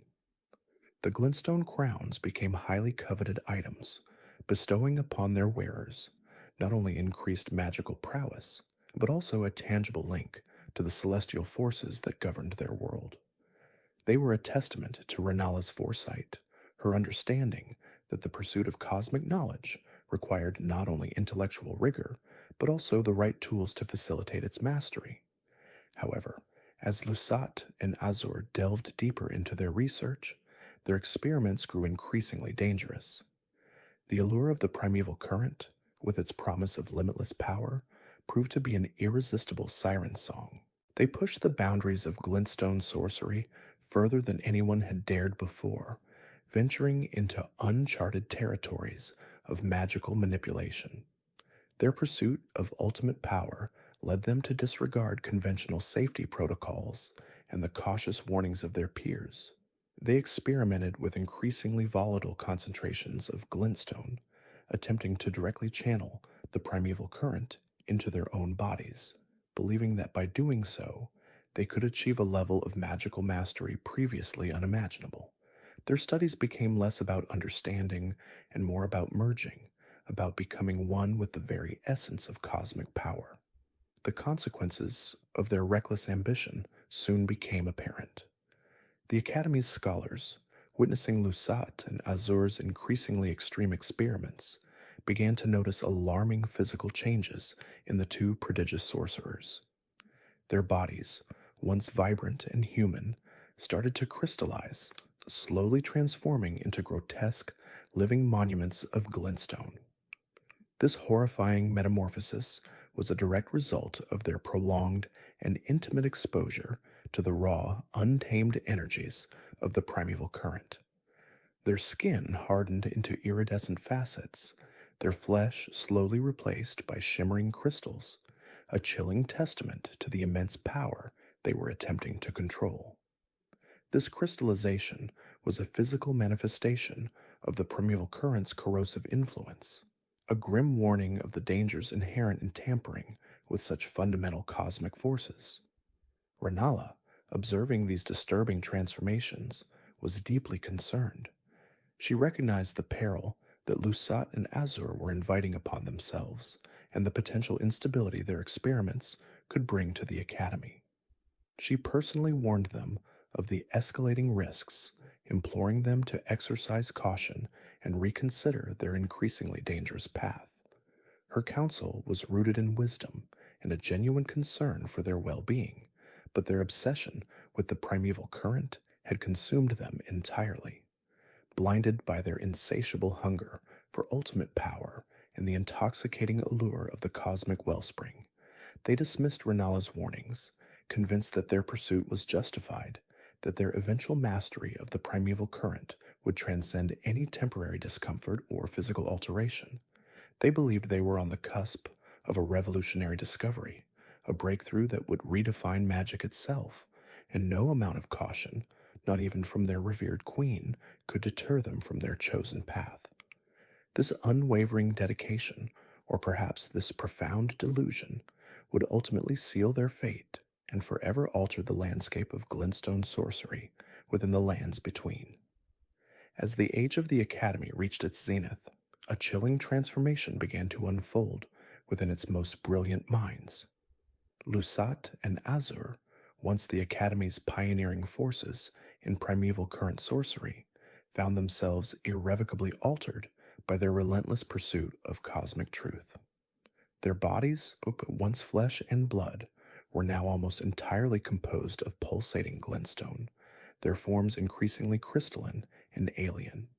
This metamorphosis, initially a source of fascination and study, swiftly became a cause for profound concern among the Academy's upper echelons. The once revered sorcerers, now living embodiments of the very glintstone they sought to master, were losing their humanity, their minds consumed by the primeval current's raw power. The Academy leadership, a council of the most senior sorcerers and scholars, watched with growing alarm as Lusat and Azur's transformations became irreversible, their human consciousness fading into the glittering abyss of their own creations. The final and terrifying stage of their transformation arrived with a chilling inevitability. Lusat and Azur, in their relentless quest for the primeval current's deepest secrets, became entirely crystallized, no longer merely adorned with glintstone. Their very essence, their physical forms, and perhaps even their souls were transmuted into living, breathing, albeit inert, monuments of pure glintstone. They were no longer men, but magnificent, terrifying sculptures of cosmic power, their bodies radiating a silent, profound energy that both mesmerized and terrified. They had transcended the boundaries of mortal existence, becoming a testament to both the boundless potential and the horrific dangers of unrestricted sorceress ambition. Faced with this unprecedented and deeply unsettling development, the Academy's leadership made a difficult and controversial decision. Fearing the unknown implications of Lusat and Azur's inhuman state, and the potential dangers they posed to the Academy, and indeed to Liurnia itself, it was decreed that they must be sealed away. Their power, though magnificent, was deemed too volatile, too alien, to remain unchecked within the Academy's hallowed halls. The decision was not made lightly, for Lusat and Azur were not merely scholars, but legends, the very architects of much of the Academy's prestige.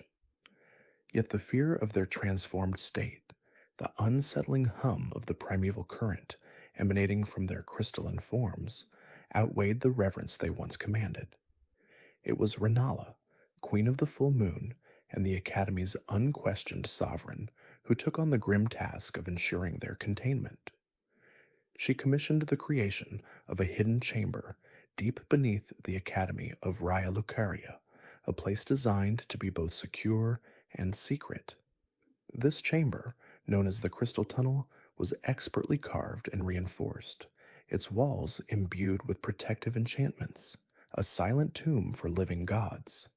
Here, in the oppressive darkness, Lusat and Azur, the two greatest sorcerers of their age, were interred, their crystalline forms radiating a faint, internal light, forever trapped in their pursuit of ultimate knowledge. The Crystal Tunnel became a testament to the Academy's power, not just to create, but also to contain, to control, and when necessary, to conceal. The sealing of Lusat and Azur sparked a period of intense internal strife within the Academy. The ethics of sealing away their greatest minds, essentially condemning them to an eternity of crystalline imprisonment, became the subject of fierce debate among the scholars. Factions emerged, some arguing for the necessity of containment, others decrying it as a betrayal of their intellectual heroes. The purists argued that the primeval current, in its rawest form, was too dangerous, too corrupting, and that Lusat and Azur served as a stark warning. They championed the Academy's decision, emphasizing the preservation of order and the safety of the collective. Conversely, the revisionists believed that Lusat and Azur, even in their transformed state, represented an unparalleled opportunity for study. They argued that sealing them away was a monumental waste of knowledge, a suppression of truth, and that further research could unlock even greater secrets of the cosmos. This ideological schism threatened to tear the Academy apart, undermining the very unity it had so carefully cultivated. Renala's authority, though immense, was not entirely immune to these challenges. Factions within the Academy, particularly those aligned with the revisionist viewpoint, openly questioned her decision. They argued that Lusat and Azur, even in their altered state, were still capable of profound insight, and that their continued study, rather than their imprisonment, was the true path forward. These dissenting voices, though ultimately unable to overturn Renala's decree, created a palpable tension within the Academy's hallowed halls, a simmering resentment that would linger for years. The debate was not merely academic, it was a clash of philosophies, a struggle between caution and ambition, between the preservation of humanity and the pursuit of ultimate cosmic understanding. In the aftermath of these tumultuous events, the Academy's focus underwent a significant shift. While the pursuit of knowledge remained paramount, a new emphasis was placed on preserving the insights and discoveries of Lusat and Azur, but with a crucial caveat: avoiding their tragic fate. The primeval current, once seen as the ultimate frontier of sorcery, was now approached with a newfound caution. Scholars meticulously catalogued Lusat and Azur's research, their theories, and their spellcraft, dissecting their methodologies to understand where they had veered from the path of safe inquiry. The goal was no longer to replicate their transformations, but to extract the essence of their genius without succumbing to the same perilous cosmic embrace. This period saw the development of more controlled, more refined approaches to glintstone sorcery, techniques designed to harness cosmic power without sacrificing one's humanity. As the internal strife within the Academy slowly subsided, Renala herself began to withdraw from public life. The weight of her decisions, the constant pressure of leadership, and perhaps a growing disillusionment with the relentless pursuit of cosmic power led her to seek solace in her own private studies. Her focus shifted away from the primeval current and towards the more ancient, cyclical rhythms of the cosmos, rebirth and the lunar cycle. She delved into the mysteries of the full moon, its connection to life, death, and renewal, seeking a different kind of cosmic truth, one that offered solace and continuity rather than terrifying transformation. Her retreat marked a subtle but significant change in the Academy's direction, a gradual shift from the audacious, often dangerous experimentation of the primeval current to a more introspective, perhaps even spiritual, exploration of cosmic forces. Despite the warnings inherent in Lusa and Azur's fate, the Academy's scholars, ever driven by intellectual curiosity, continued to develop new spells. These new forms of sorcery were directly inspired by Lusa and Azur's groundbreaking work, but with a critical difference. They were carefully crafted to avoid the dangers of the primeval current. Scholars sought to extract the principles of cosmic manipulation without succumbing to the physical and mental alterations that had consumed their predecessors. This period saw the emergence of more refined glintstone sorceries, spells that harnessed the power of the stars and the cosmos in a more controlled, less self destructive manner. These spells, though powerful, were a testament to the Academy's newfound caution, a delicate balance between ambition and self preservation. The glintstone crowns, once merely ceremonial headwear, now became potent symbols of the Academy's power and its unique approach to sorcery. Worn by its most esteemed sorcerers, these crowns, often imbued with lesser glintstone fragments, represented not only intellectual prowess, but also a mastery of the primeval current's principles without succumbing to its dangers. They were a badge of honor, a declaration of the wearer's ability to navigate the treacherous waters of cosmic magic with skill and discipline. Each crown, unique in its design and power, told a story of individual achievement and collective wisdom, a tangible representation of the Academy's enduring legacy. Under Renala's continued, albeit more distant, leadership, the Academy's influence continued to spread across Liurnia. Its reputation as the preeminent center of sorcerous learning grew, attracting aspiring scholars and powerful patrons alike. Satellite institutions, smaller academies, and research outposts were established across the region, extending the Academy's reach and solidifying its dominance in the realm of magic.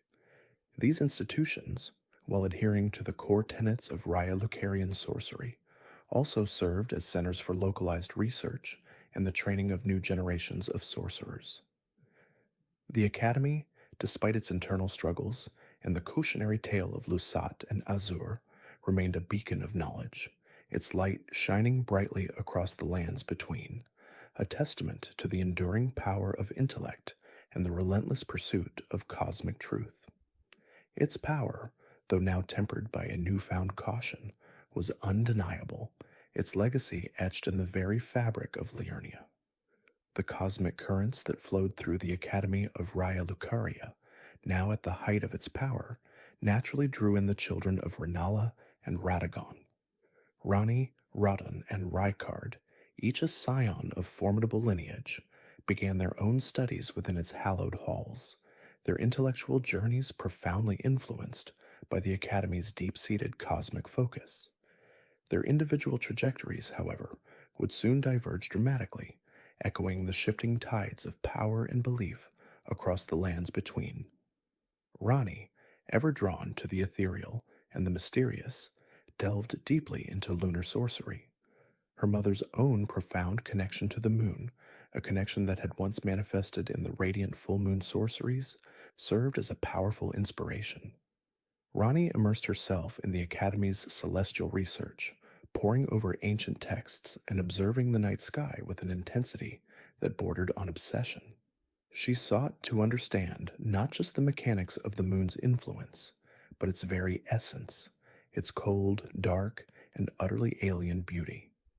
This fascination led her to explore the deeper, more enigmatic aspects of the moon, moving beyond mere glintstone applications to a more profound communion with the celestial body. She learned to channel its frigid power, to weave spells that echoed its chilling luminescence, and to understand its silent, inexorable pull on the very fabric of existence. Her studies were not merely academic, they were a spiritual quest, a search for a truth that lay beyond the conventional understanding of the stars. She saw in the moon a reflection of her own burgeoning sense of destiny, a path that would lead her far from the Golden Order's light. Radon, in stark contrast to his sister's contemplative pursuits, gravitated towards the raw power of gravity magic. His formidable physical prowess, inherited from his father Radagon and honed through relentless training, found an unexpected complement in the arcane arts. He didn't merely learn gravity magic, he mastered it, bending the very forces of attraction and repulsion to his will. This was no mere parlor trick. Rodden envisioned a synthesis, a blending of glintstone sorcery with the crushing might of gravity to control the stars themselves. His ambition was colossal, a testament to his martial spirit and his burgeoning understanding of cosmic forces. He sought to halt the ceaseless march of the stars, to defy their predetermined paths, and to assert his own will over the celestial ballet. This unique blend of brute strength and arcane mastery would define his legend, leading him to become the mightiest demigod, a warrior who could command the very firmament. His studies at the academy were less about scholarly contemplation and more about practical application, a means to an end, to become the ultimate power, capable of holding back even the most immense cosmic forces. He saw the stars not as distant, indifferent observers, but as objects to be controlled, to be forced into submission by his unparalleled will and power. Rykard, the eldest of Renala's children, found his interests diverging sharply from both his siblings and the Academy's sanctioned studies. While the Academy focused on the orderly, if mysterious, workings of the cosmos, Rykard's curiosity led him down darker, more forbidden paths. His intellect was undeniable, but it was coupled with a restless, iconoclastic spirit. He began to explore blasphemous experiments, delving into forbidden lore that spoke of ancient serpents, primordial forces, and the rejections of the Erd Tree's golden grace. He sought not to understand the established order, but to overturn it, to uncover truths that the Golden Order vehemently suppressed. His research became increasingly esoteric, moving away from the elegant mathematics of glintstone sorcery and towards a more visceral, almost alchemical manipulation of life and death. He saw the Academy's teachings as too restrictive, too bound by conventional morality, and he yearned for a deeper, more transgressive knowledge. This intellectual rebellion marked the beginning of his descent into the abyss, a path that would ultimately lead him to the Volcano Manor and his grotesque transformation. His early studies at the Academy, though initially aligned with its principles, quickly became a springboard for his more radical and ultimately heretical pursuits.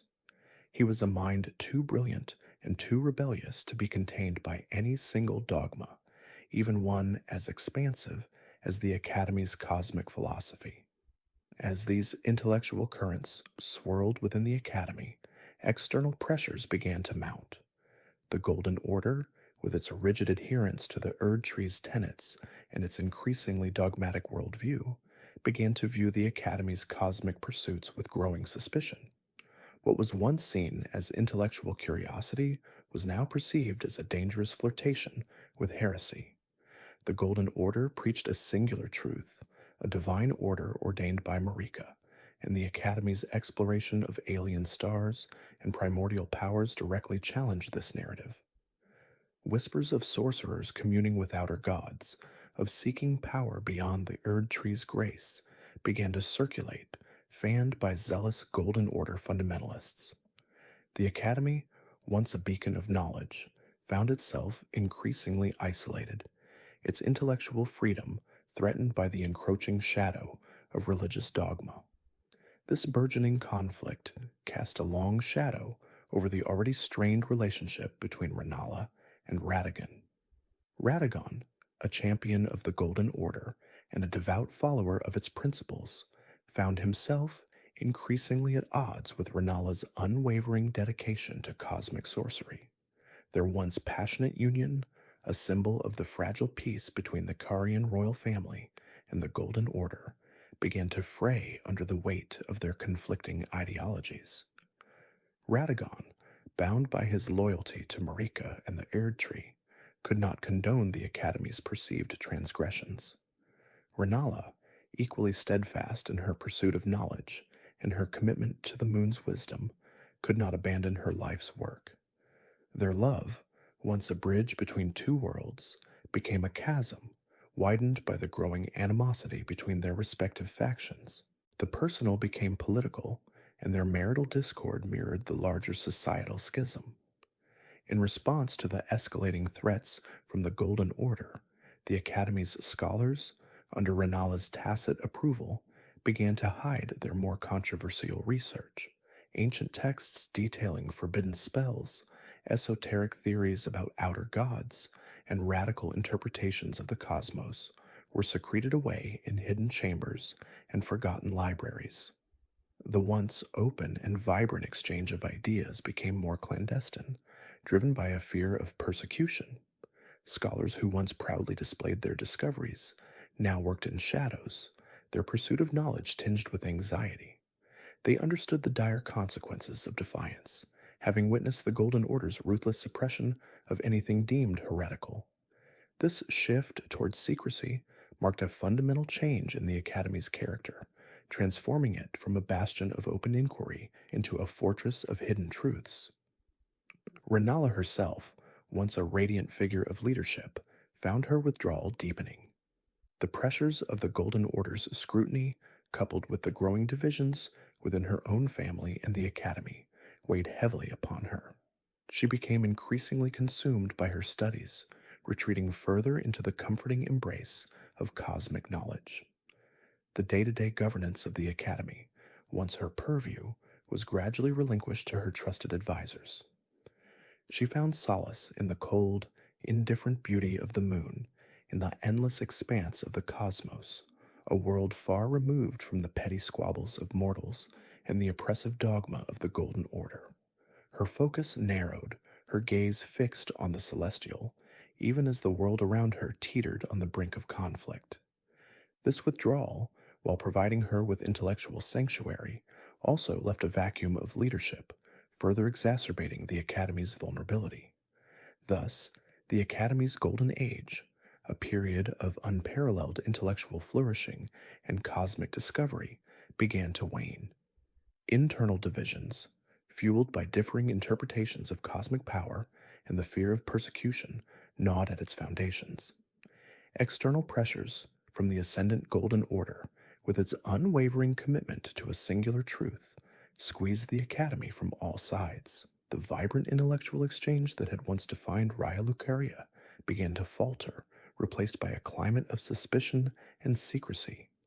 The grand vision of a unified understanding of the cosmos, once so bright, dimmed under the shadow of religious intolerance and political maneuvering.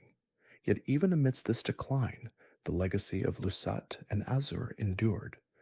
Their groundbreaking spells and revolutionary discoveries, though now associated with their sealing, remained central to the Academy's teachings. Comet Azur, the founding reign of stars, and the other powerful sorceries they had pioneered continued to be studied and practiced, a testament to their enduring genius. Even as the Academy itself faced an uncertain future, the foundational truths they had unearthed, the profound insights they had gained into the very fabric of the cosmos, continued to resonate within its hallowed halls. Their contributions were too significant, too fundamental to be erased, serving as a constant reminder of the Academy's true potential and the boundless wonders of cosmic sorcery. Their influence, even from their enforced stillness, continued to shape the minds of aspiring sorcerers, ensuring that the cosmic flame, however flickering, would never truly be extinguished. The knowledge they had unlocked was a tide that could not be fully stemmed, a testament to the enduring power of discovery, even in the face of dogma and decay.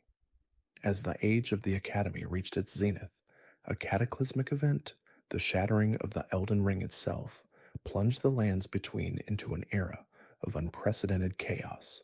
This pivotal moment, occurring during the Shattering War, fundamentally reshaped the landscape of magic and governance.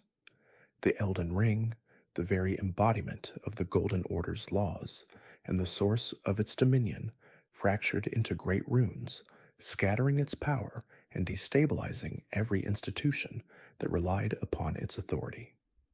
The once unyielding tenets of the Golden Order, which had long suppressed dissenting magical practices, now faltered. This collapse of central authority created a vacuum, a dangerous liberty that the cosmic sorcerers, those who delved into the forbidden knowledge of the primeval current, were quick to exploit. For centuries, their esoteric studies had been marginalized, deemed heretical by the orthodox scholars of the Academy of Raya Lucaria, and actively persecuted by the Golden Order. Now, with the Golden Order's grip weakened and the Academy itself reeling from the cataclysm, the cosmic sorcerers seized the opportunity to conduct their most audacious and perilous experiments without restraint. They saw not ruin, but revelation in the shattered order of the world. Among these daring practitioners, two figures stood preeminent: Azur and Lusat. These were the most revered and simultaneously the most reviled cosmic sorcerers of their time, their names whispered with a mixture of awe and fear. Their radical theories and dangerous practices had long made them targets, and as the shattering descended, they knew their position within the Academy of Raya Lucaria was untenable. To remain would be to invite persecution, perhaps even execution, for their continued pursuit of the primeval current, the ancient and perilous wellspring of all glintstone sorcery, a power that predated and defied the Golden Order's tenets. They were forced to flee, becoming reclusive hermits in the shattered world, their exile a testament to their unwavering dedication to forbidden knowledge. Azur, the elder and perhaps more profoundly transformed of the two, sought refuge in the treacherous volcanic landscapes of Mount Gelmir. Here, amidst the searing heat and the raw, untamed earth, he continued his relentless research into the primeval current. His dedication was absolute, his pursuit of ultimate knowledge bordering on obsession. He immersed himself so completely in the energies of the primeval current that his very being began to change. His flesh, once mortal, slowly transmuted into living glintstone, crystalline formations erupting from his skin, his body becoming a vessel for the cosmic power he sought to understand. He became a living statue, a silent sentinel of deep magic, his consciousness perhaps transcending the physical plane, his form a chilling testament to the dangers and allure of the primeval current. He was no longer merely a sorcerer. He was becoming one with the glintstone itself, a primeval being of pure magical essence. Meanwhile, Lusat, Azur's intellectual peer and fellow exile, chose a different path of concealment. He journeyed to the blighted and dangerous lands of Kailed, a region ravaged by the scarlet rot, and found sanctuary within the hidden depths of the Celia hideaway. This secret cave, shrouded by illusions and guarded by arcane traps, became his sanctuary and his laboratory. Like Azur, Lusat's prolonged exposure to the raw, unfiltered power of the primeval current exacted a terrible toll on his physical form. His body, too, began to crystallize, transforming into a grotesque mass of glintstone, his humanity slowly eroding as the cosmic energies consumed him. He was trapped within his own crystalline prison, a living monument to his profound, yet ultimately destructive, pursuit of forbidden knowledge. Both Azur and Lusat, in their isolated pursuits, became living embodiments of the primeval current's transformative and often terrifying power. As the shattering raged, a series of ominous celestial events further underscored the profound disruption of the cosmic order. Meteorites, once a rare and awe-inspiring spectacle, now struck various regions of the lands between with alarming frequency and devastating force. One such impact, particularly devastating, scarred the already blighted landscape of Kaled, leaving behind a colossal crater and further altering the region's ecology. These celestial bombardments were not random. Whispers circulated among the terrified populace, and even within the remnants of scholarly institutions, that sorcerers, particularly those who dabbled in the cosmic arts, were suspected of summoning these meteors. The belief was that they sought to harness the raw, destructive power of these falling stars, to integrate their cosmic energy into their own forbidden practices, seeing the chaos as an opportunity to draw closer to the power of the stars themselves. Perhaps the most significant celestial development during this period was the resumption of the stars' movement. For centuries, the stars above the lands between had been held in a state of unnatural stasis, a cosmic imprisonment orchestrated by the Golden Order. This was not merely a symbolic act, it was a deliberate magical intervention, a means to sever the connection between the lands between and the influence of the outer gods, those enigmatic cosmic entities whose power was intrinsically linked to the celestial bodies. With the Elden Ring shattered and the Golden Order's power waning, the magical bindings that held the stars captive began to unravel. The constellations, once fixed and unchanging, now slowly, majestically, resumed their ancient dance across the night sky. This cosmic awakening was a dire omen, signaling the return of the outer gods' influence over the world, a reassertion of their ancient dominion over fate and destiny. The very fabric of reality seemed to tremble as the cosmos reasserted its will. Amidst this cosmic and terrestrial upheaval, the once proud Academy of Raya Lucaria, a bastion of learning and magical prowess, found itself in disarray.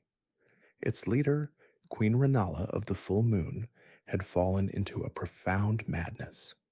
Her descent into mental instability was a direct consequence of the abandonment by her husband, Radagon, who had left her to become Marika's second consort and the champion of the Golden Order.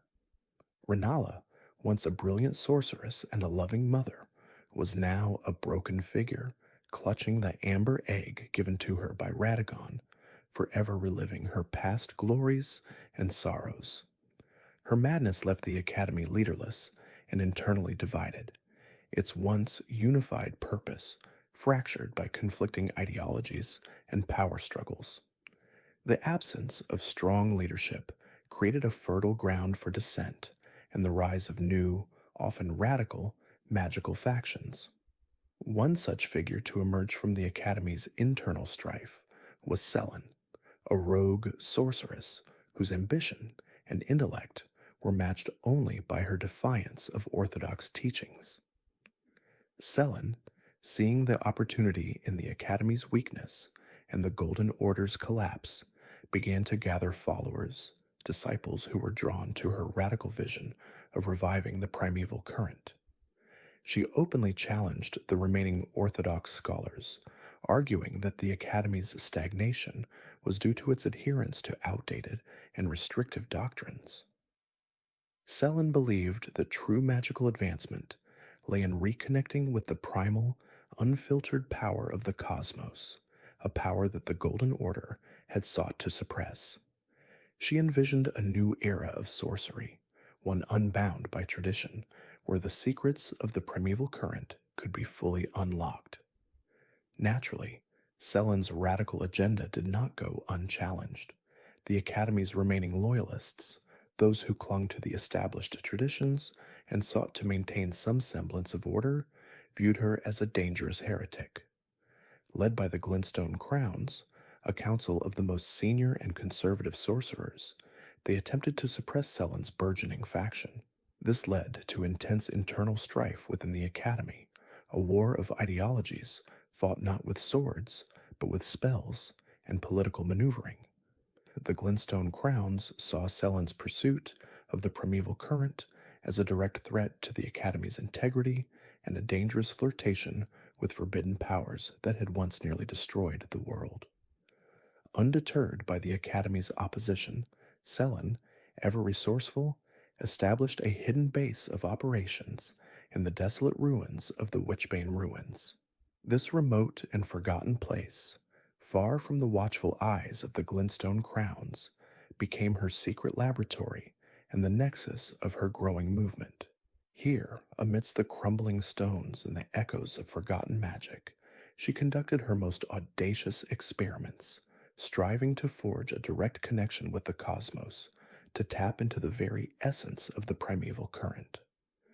She believed that by doing so, she could not only revive the ancient power, but also usher in a new age of sorcery, one where the power of the stars would be fully embraced, and the true potential of glintstone magic finally unleashed. Her actions, born of ambition and a profound belief in her own vision, set the stage for a dramatic conflict that would further define the tumultuous era of the Shattering. As the Shattering War raged, sundering the very fabric of the lands between, the cosmic energies that had long been dormant began to stir once more. The cataclysmic rupture of the Elden Ring, the very embodiment of the Golden Order's dominion, sent ripples through the astral plane, awakening ancient entities that had slumbered for millennia. Among these were the Alabaster Lords, beings of immense power and antiquity, whose forms were sculpted from the very essence of the stars. These enigmatic figures, often mistaken for mere constructs, were in fact as sentient manifestations of cosmic will, their reawakening tied directly to the realignment of celestial bodies that accompanied the shattering. Some of these alabaster lords, sensing the shift in cosmic currents and the burgeoning ambition of mortal sorcerers, chose to ally themselves with those who sought to harness this newfound celestial power. Their motivations remained shrouded in mystery, perhaps a desire to restore a forgotten cosmic order, or simply to observe the unfolding chaos with dispassionate curiosity.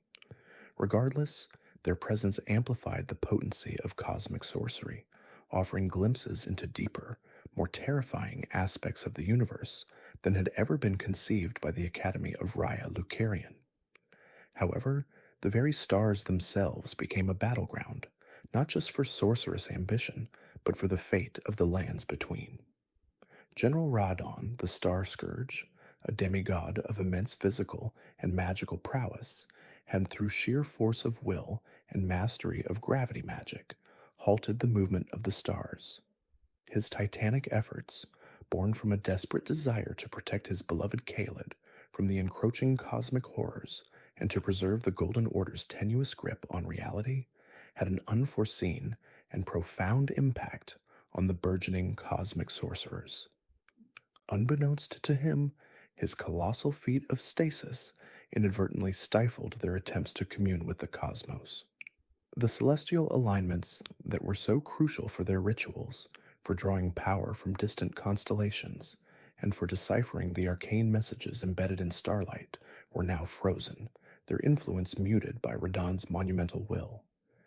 This cosmic bottleneck, a direct consequence of the Shattering's escalating conflicts, forced many aspiring cosmic sorcerers to seek alternative, often more dangerous, avenues for their power.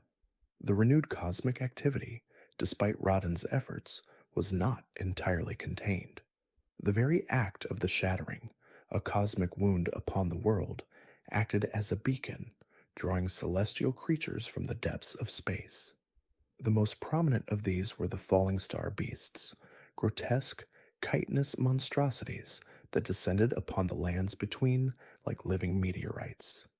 These beings, imbued with the raw, destructive power of the cosmos, crashed into the earth, carving out craters and leaving trails of cosmic dust. Their arrival was a stark reminder of the universe's indifference, a testament to the raw, untamed forces that lay beyond the veil of the familiar.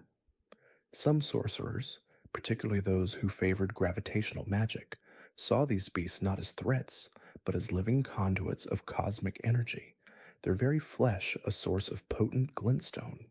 The town of Celia, long a bastion of sorcerous study, and a place where the secrets of the stars were whispered among its scholars, became a focal point for these desperate attempts to harness cosmic power. As a colossal meteorite drawn by the Shattering's gravitational distortions plummeted towards the lands between, a faction of sorcerers in Celia saw it as a divine opportunity. They believed that by directly interacting with the meteorite, they could bypass Radon's celestial blockade and tap into its raw, unadulterated cosmic essence. Their ambitions, however, far outstripped their understanding. The meteorite, a fragment of a distant alien world, carried with it not just glintstone, but also a corrupting influence, a form of alien blight that seeped into the very foundations of Celia. The town, once a vibrant hub of arcane knowledge, became a twisted, spectral ruin, its inhabitants transformed into spectral figures or grotesque aberrations, their minds shattered by the raw cosmic power they had so foolishly sought to control. The town of sorcery became a chilling testament to the dangers of unchecked ambition, a warning etched in ethereal flames. From the shadows, another ancient faction stirred, the Onyx Lords. These formidable beings, masters of gravity sorcery, had long been a secretive order, their power rivaling even that of the Academy's most revered scholars. They had, for centuries, maintained a delicate balance, their influence subtle but pervasive. With the shattering and the subsequent weakening of the Golden Order's authority, the Onyx Lords saw an opportunity to reclaim their lost influence over the lands between. Their gravity magic, distinct from Radon's brute force, was a more refined and ancient art, allowing them to manipulate not just weight and trajectory, but the very fabric of space-time. They emerged from their hidden enclaves, their obsidian-like forms radiating an aura of ancient power, their eyes fixed on the cosmic chaos, seeking to bend it to their will and re-establish their dominion over the laws of the universe. Amidst this maelstrom of cosmic upheaval and political maneuvering, Sorceress Selen, a renegade scholar of the Academy, pursued her own desperate quest.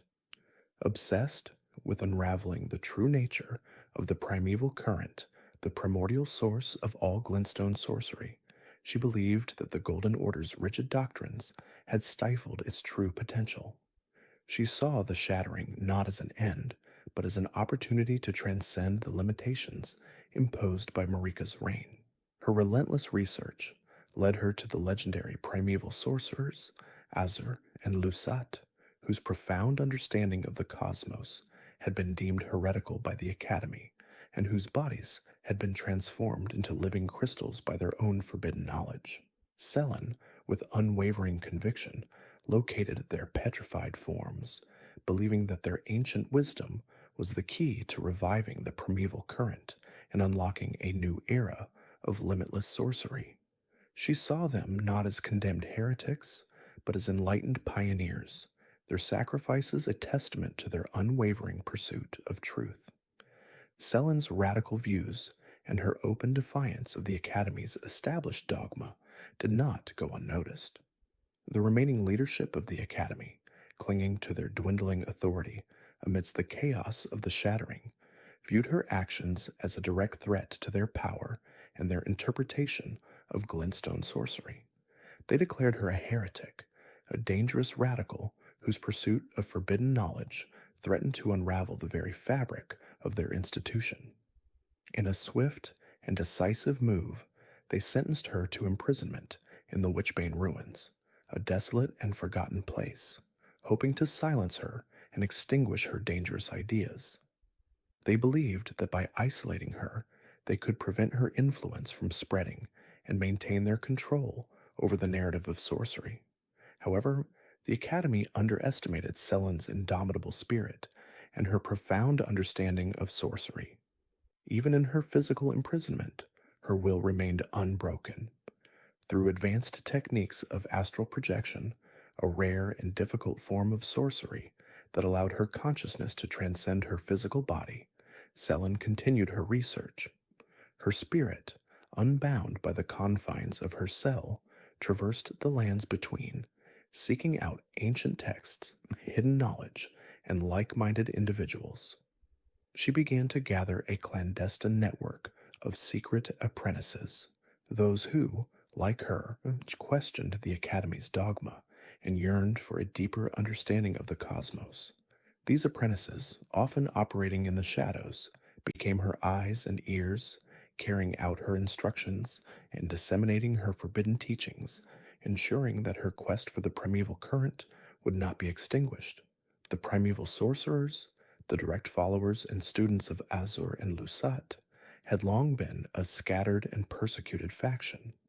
With the Shattering and Selen's renewed efforts to revive their master's teachings, they began to emerge from their hidden enclaves.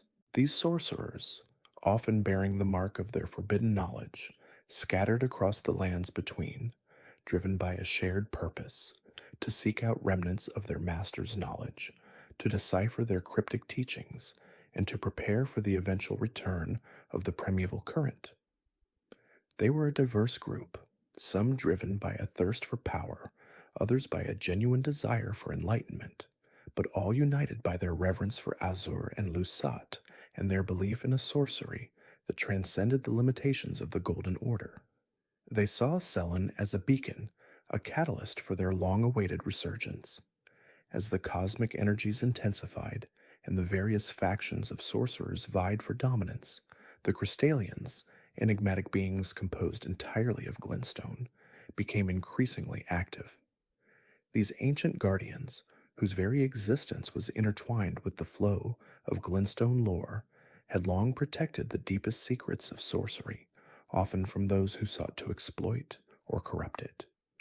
With the Academy's authority waning and Selen's radical faction gaining momentum, the Crystalians emerged from their subterranean domains, becoming more vigilant and aggressive in their guardianship.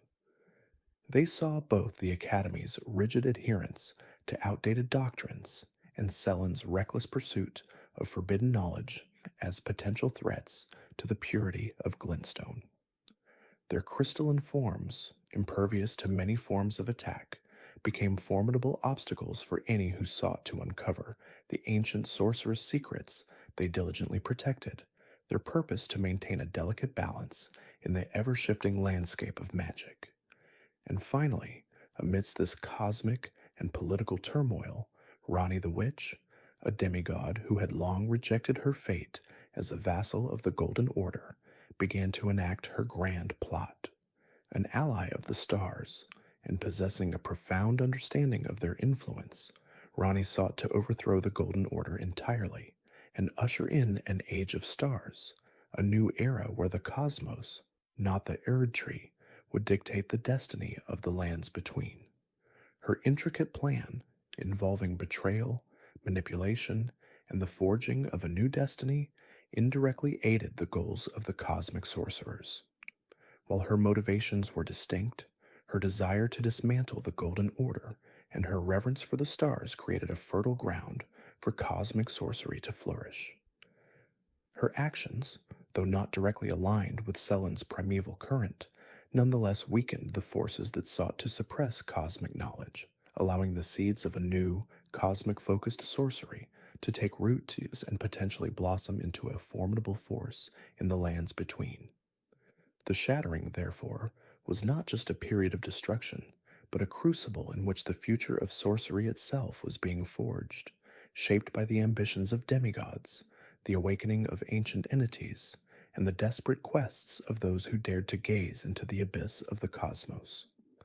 The cosmic energies, already in flux, intensified this chaotic period, further mutating the glintstone dragons. These ancient, serpentine beasts, once revered and even worshipped by certain factions of sorcerers for their innate connection to the glintstone, became increasingly aggressive. Their prolonged exposure to raw, untamed sorcery, particularly the volatile energies unleashed by the Shattering and the burgeoning primeval current, warped their forms and minds. Scales shimmered with an unnatural brilliance, reflecting the discordant stellar light, and their roars echoed with a primal, cosmic fury. They were no longer merely guardians of glintstone deposits or symbols of arcane power. They became instruments of chaos, their territorial instincts amplified, making travel through Liurnia and even parts of Caelid perilous.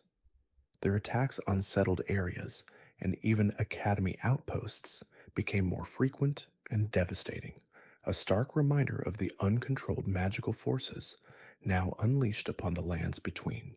The sorcerers themselves, reeling from the Academy's collapse and the escalating conflict, found themselves at a crossroads. Within the shattered remnants of the Academy of Raya Lucarian and scattered enclaves across Liurnia, a profound debate raged. Should they embrace the burgeoning primeval current with its promise of unfiltered cosmic power and a return to the very origins of sorcery? Or should they cling to the fading embers of Renala's teachings, which, while elegant and refined, now seemed insufficient to navigate the cataclysmic changes engulfing their world? This ideological schism tore through the sorcerer community. Adherents of the primeval current, often led by more radical and ambitious figures, argued that Renala's lunar magic and the Academy's structured curriculum had stifled true arcane potential, that the time for cautious study was over. They saw the shattering not as a disaster, but as an opportunity to cast off old dogma and reach directly for the stars. Conversely, the loyalists to Renala's legacy, often older and more conservative sorcerers, viewed the primeval current with deep suspicion, fearing its chaotic nature and potential for self-destruction.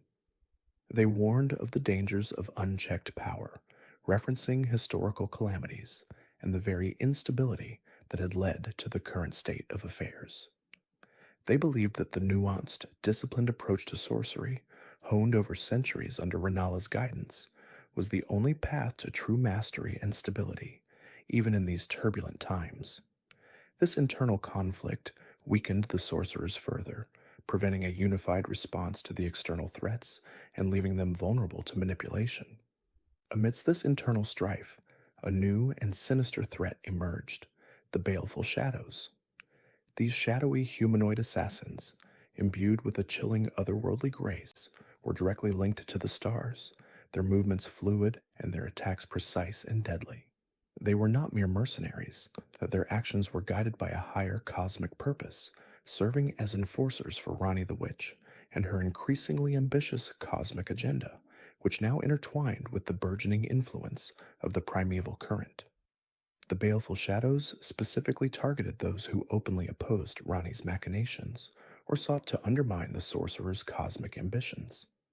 Academy loyalists, particularly those who spoke out against the primeval current or attempted to reassert traditional magical authority, found themselves hunted.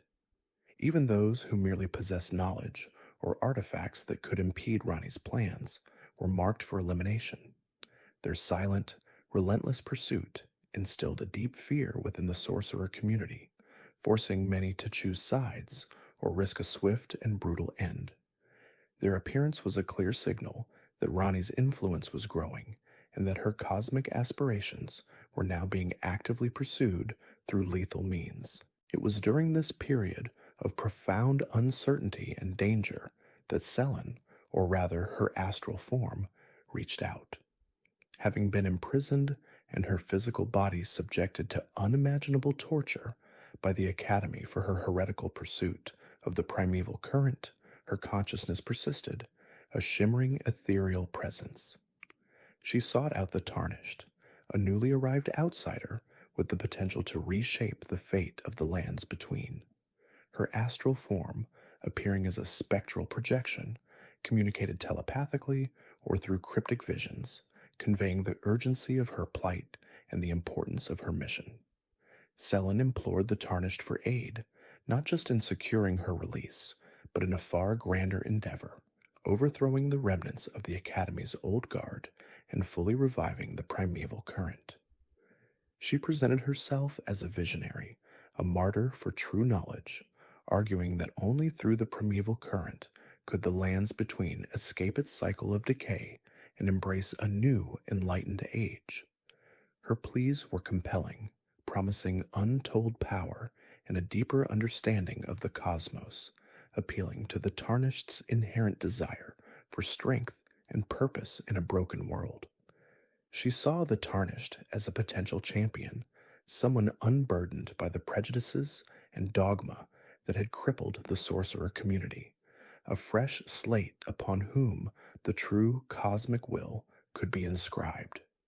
Naturally, the Academy's last loyalists, those who still clung to Renala's traditional teachings and feared the unbridled power of the primeval current, were not idle. Witnessing the growing influence of Selen's followers and the increasing chaos, they made desperate attempts to seal away the primeval current's knowledge. They understood that if this ancient, dangerous form of sorcery became widely accessible, it would bring further ruin to an already shattered world.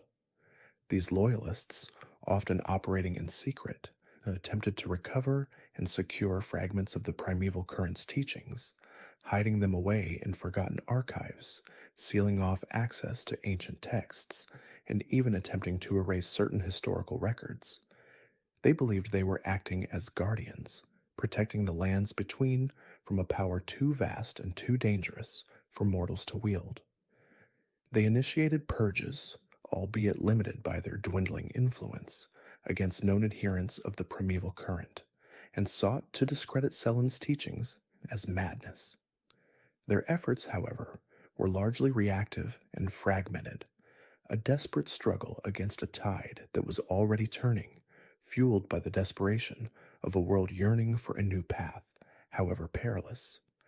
They were fighting a losing battle against the very nature of magic, which, like water, always finds a way to flow.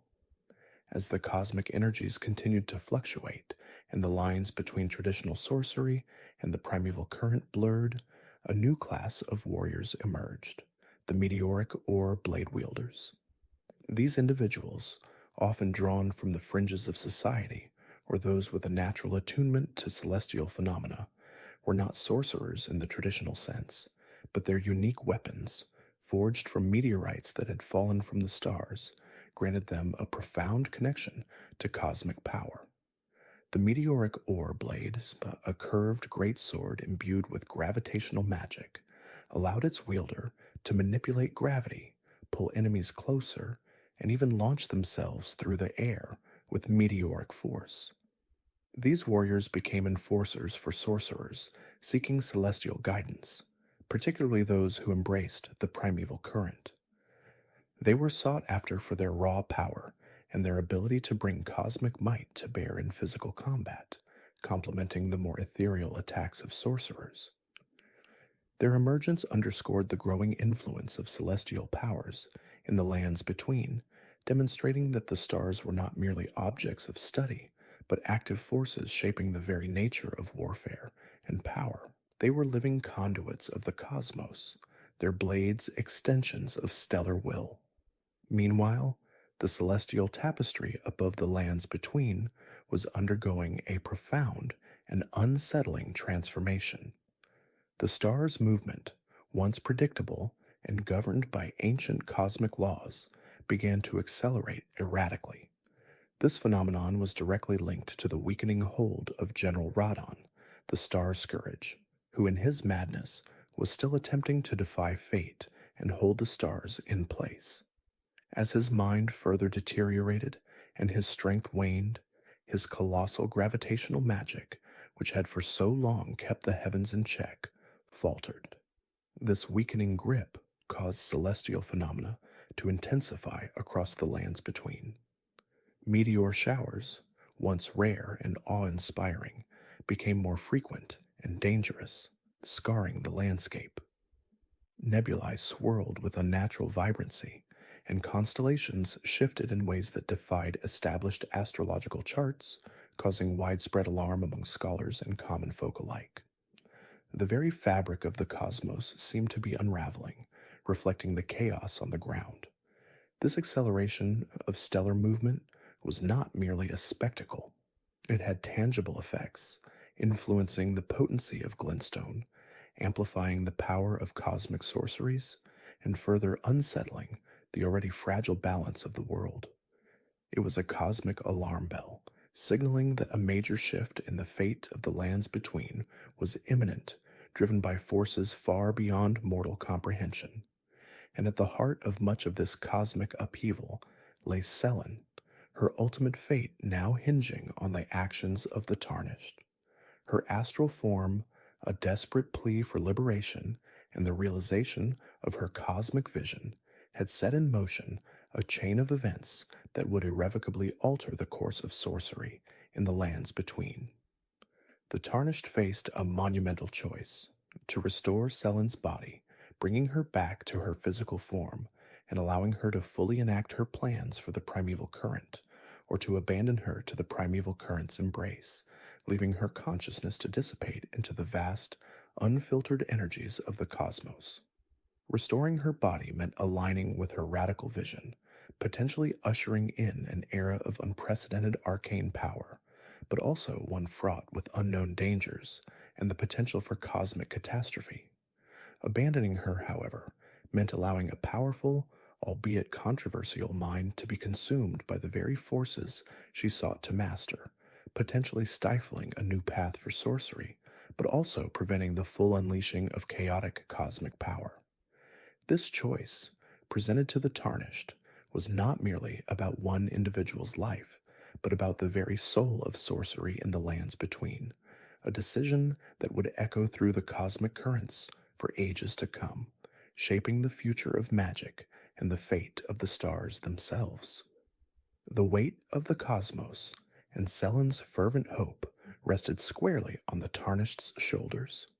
Following the cataclysmic events of the Shattering, a new age dawned upon the lands between, one heralded by the arrival of the Tarnished.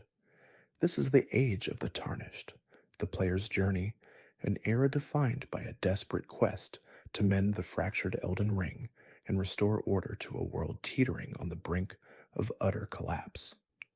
It is within this tumultuous period that the ancient cosmic sorceries, long suppressed and forgotten, begin to re-emerge, their secrets whispered on the wind and etched into the very fabric of the ravaged land. Your journey as the Tarnished begins in Limgrave, a verdant yet war-torn region where the guiding light of grace, a divine blessing from the greater will, beckons you towards the arduous task of becoming the Elden Lord. Almost immediately, the echoes of a once thriving scholarly tradition make themselves known. Within the serene yet somber confines of the Church of Irith, nestled amidst the ruins of a forgotten past, you encounter Sorcerer Thops, a gaunt, bespectacled figure. Thops embodies the plight of intellectual pursuit in a shattered world. He laments, with a quiet despair, the widespread decline of scholarly endeavors, the very act of learning and understanding across the lands between. His words paint a stark picture of a society that has lost its way, its thirst for knowledge replaced by a brutal struggle for survival and power. He speaks of the Glintstone Academy of Raya Lucaria, once a beacon of magical study, now a fortress of isolation, its doors barred to all but the most privileged or persistent. His personal struggle to gain entry, to reclaim even a fraction of the lost knowledge, underscores the profound intellectual decay that plagues the land, a decay that has directly impacted the understanding and practice of cosmic sorcery. The very act of finding a simple glintstone pebble, a fundamental spell, becomes a monumental task, highlighting the scarcity of even basic magical components and the fractured state of magical education. As you venture further south, into the melancholic and mist-shrouded expanse of the Weeping Peninsula, you stumble upon more concrete evidence of the cosmic sorcerer's ancient presence. Here, amidst the crumbling stones and overgrown foliage, you discover the ruins of a sorcerer's outpost. These desolate remnants, though weathered by time and neglect, still hum with a faint residual energy, a testament to the powerful magic once practiced within their walls. The architecture, distinct from the more common Golden Order designs, suggests a different origin, a connection to something beyond the terrestrial. The scattered fragments of star charts, etched into crumbling tablets, and the peculiar astronomical instruments, now rusted and broken, speak volumes of a past dedicated to celestial observation and the study of the cosmos. This outpost, though small, serves as a poignant reminder that long before the Golden Order's dominance, there were those who looked to the stars for answers, seeking to unravel the mysteries of the universe through arcane means. The very air here feels charged with a forgotten wisdom, hinting at the profound depth of their cosmic studies and their ambition to harness powers far beyond the understanding of most denizens of the lands between.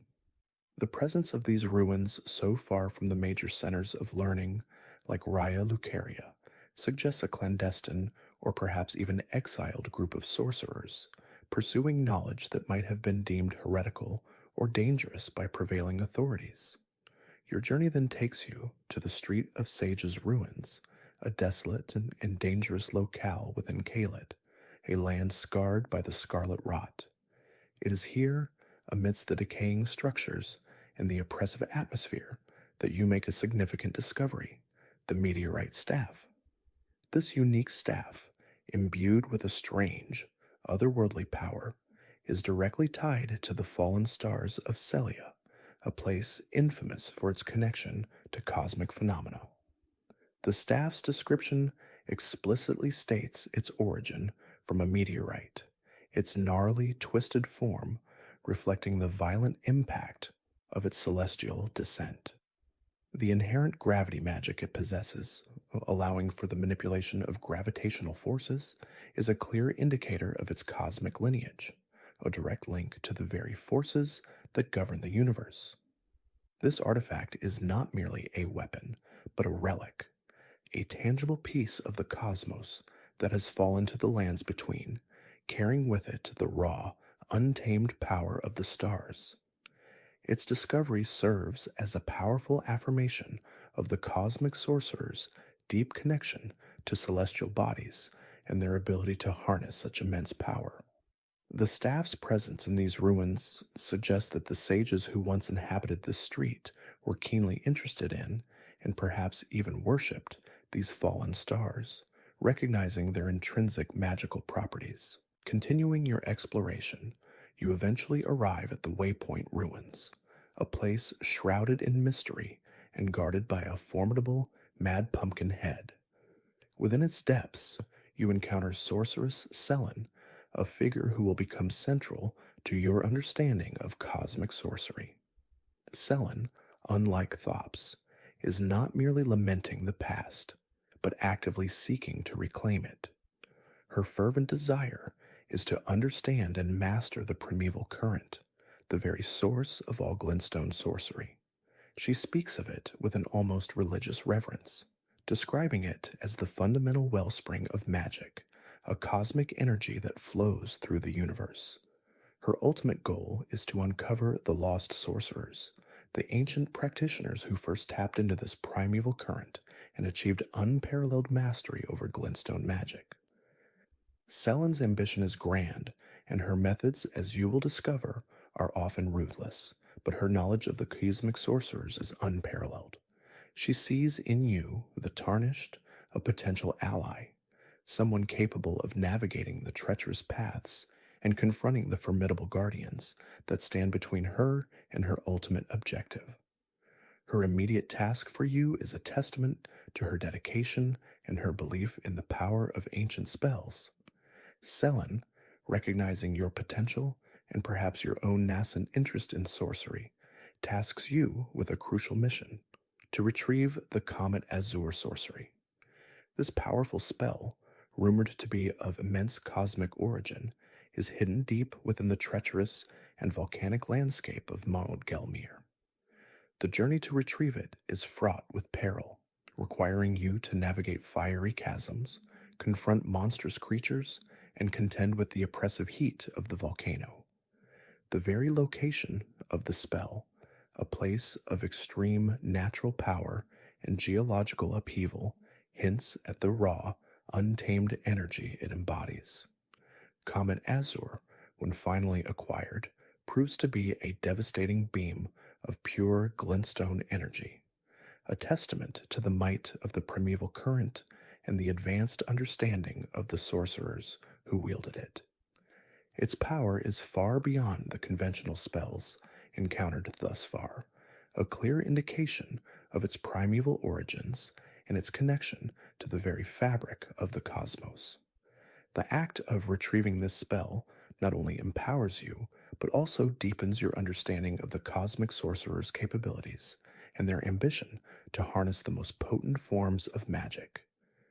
It is a direct link to a time when sorcery was not merely a tool, but a means of touching the divine and manipulating the very laws of existence.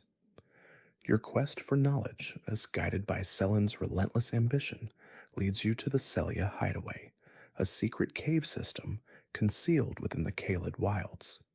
Here, in a chamber pulsating with arcane energy, you uncover the remains of Lusat, one of the legendary primeval sorcerers. Lusat's body is not merely deceased, it is crystallized, his form frozen in a state of perpetual magical flux, a testament to the immense power he channeled. This crystallization is a direct consequence of his profound connection to the primeval current, a physical manifestation of his absorption and mastery of its raw energy. His very being became infused with the glintstone, a transformation that ultimately consumed him. The sight of Lusat's crystallized form is both awe-inspiring and terrifying, a stark reminder of the immense risks involved in pursuing such profound magical power. It underscores the idea that while the primeval current offers unparalleled strength, it also demands an ultimate price. Lusat's sacrifice, though seemingly tragic, is also a demonstration of the cosmic sorcerer's unwavering dedication to their craft, their willingness to push the boundaries of existence in pursuit of ultimate magical understanding. His presence here, yet hidden away, suggests that his experiments and ultimate fate were perhaps considered too dangerous or too radical, even by other sorcerers, leading to his isolation and eventual discovery by you. As you continue to explore the cosmic phenomena within Celia, you confront the formidable falling star beast. This grotesque creature, a monstrous arthropod with a hardened shell and the ability to manipulate gravity, is a direct manifestation of cosmic forces. Its very existence is a testament to the raw, untamed power that can descend from the heavens. The falling star beast is not merely a beast, but a living embodiment of a meteorite impact, its body fused with the very glintstone and stardust that compose its cosmic origins. Its attacks, which involve summoning gravity wells and charging with immense force, are a clear demonstration of its connection to the same forces that govern the meteorite staff. This encounter reinforces the idea that the cosmos is not merely a distant realm of stars, but an active, powerful force that directly influences the lands between, sometimes with devastating consequences. The beast's presence in Celia, a place already associated with fallen stars and cosmic magic, further solidifies the region's importance in the lore of cosmic sorcery. Defeating such a creature is not just a test of strength, but a symbolic victory over the untamed, dangerous aspects of the cosmos, a step towards understanding and potentially mastering its power. Upon your return to Selen with these newfound discoveries, she reveals a deeper, more profound history of the primeval current and the sorcerer's ambitious goals. With a glint in her eye, she explains that the primeval current is not merely a source of magic, but a path to transcendence, a means of breaking free from the limitations imposed by the Golden Order. The Golden Order, the prevailing religious and political authority in the lands between, seeks to maintain a strict hierarchy and a singular truth, often suppressing alternative forms of knowledge and power. The cosmic sorcerers, however, saw the primeval current as a way to bypass this established order, to achieve a higher state of being, a communion with the very fabric of the universe. Their ambition was not merely to cast powerful spells, but to reshape reality itself, to transcend their mortal forms and become something more, something akin to the stars themselves. Selen's explanation casts the cosmic sorcerers in a new light, not just as scholars, but as revolutionaries, seeking to overturn the established order through the mastery of cosmic power. Their pursuit of the primeval current was a radical act of defiance, a challenge to the very foundations of the Golden Order's dominion. Your journey then leads you to the Hermit Village, a secluded settlement nestled in the treacherous cliffs of Mount Gelmir. Here, amidst the crumbling dwellings and the lingering scent of ancient magic, you encounter Azur, another legendary primeval sorcerer.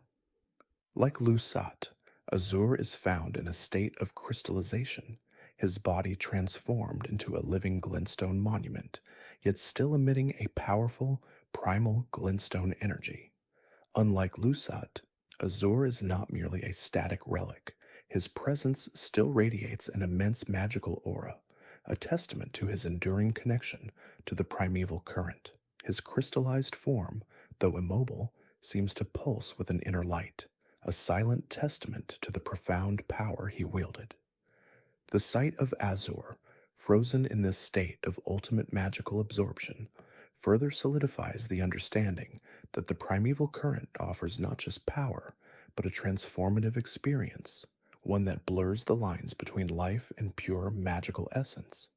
His enduring emanation of glintstone energy suggests a form of consciousness, or at least a residual magical will, still present within his crystallized form, hinting at the possibility of revival or communication. Selen, fueled by your discoveries and her own insatiable desire for knowledge, begins to formulate a daring plan. Her experiments with the primeval current, now informed by the direct evidence of Lusat and Azur, lead her to believe that she can revive these ancient sorcerers. She envisions a grand resurgence of primeval sorcery, a return to the golden age of cosmic magic, where the boundaries of possibility were limitless. To achieve this ambitious goal, she seeks your aid, the Tarnished, recognizing your unique ability to navigate the perilous landscapes and confront the formidable challenges that lie ahead. Her plan involves not just understanding the primeval current, but actively manipulating it, channeling its power to reawaken the crystallized masters. This endeavor is fraught with immense risk, not only for Selen, but for the very fabric of the lands between. The revival of such powerful, ancient beings could have unforeseen consequences, potentially unleashing forces that even Selen herself cannot fully comprehend. The stage is set for a dramatic confrontation with the past, a desperate attempt to reclaim a lost legacy, and a potential reshaping of the future of magic in the lands between. The echoes of the cosmic sorcerers, once faint whispers, are now growing louder, demanding attention and promising a future where the stars themselves might once again be within reach. And it is in this era, the age of the Tarnished, that the cosmic sorcerer's story truly reaches its crescendo.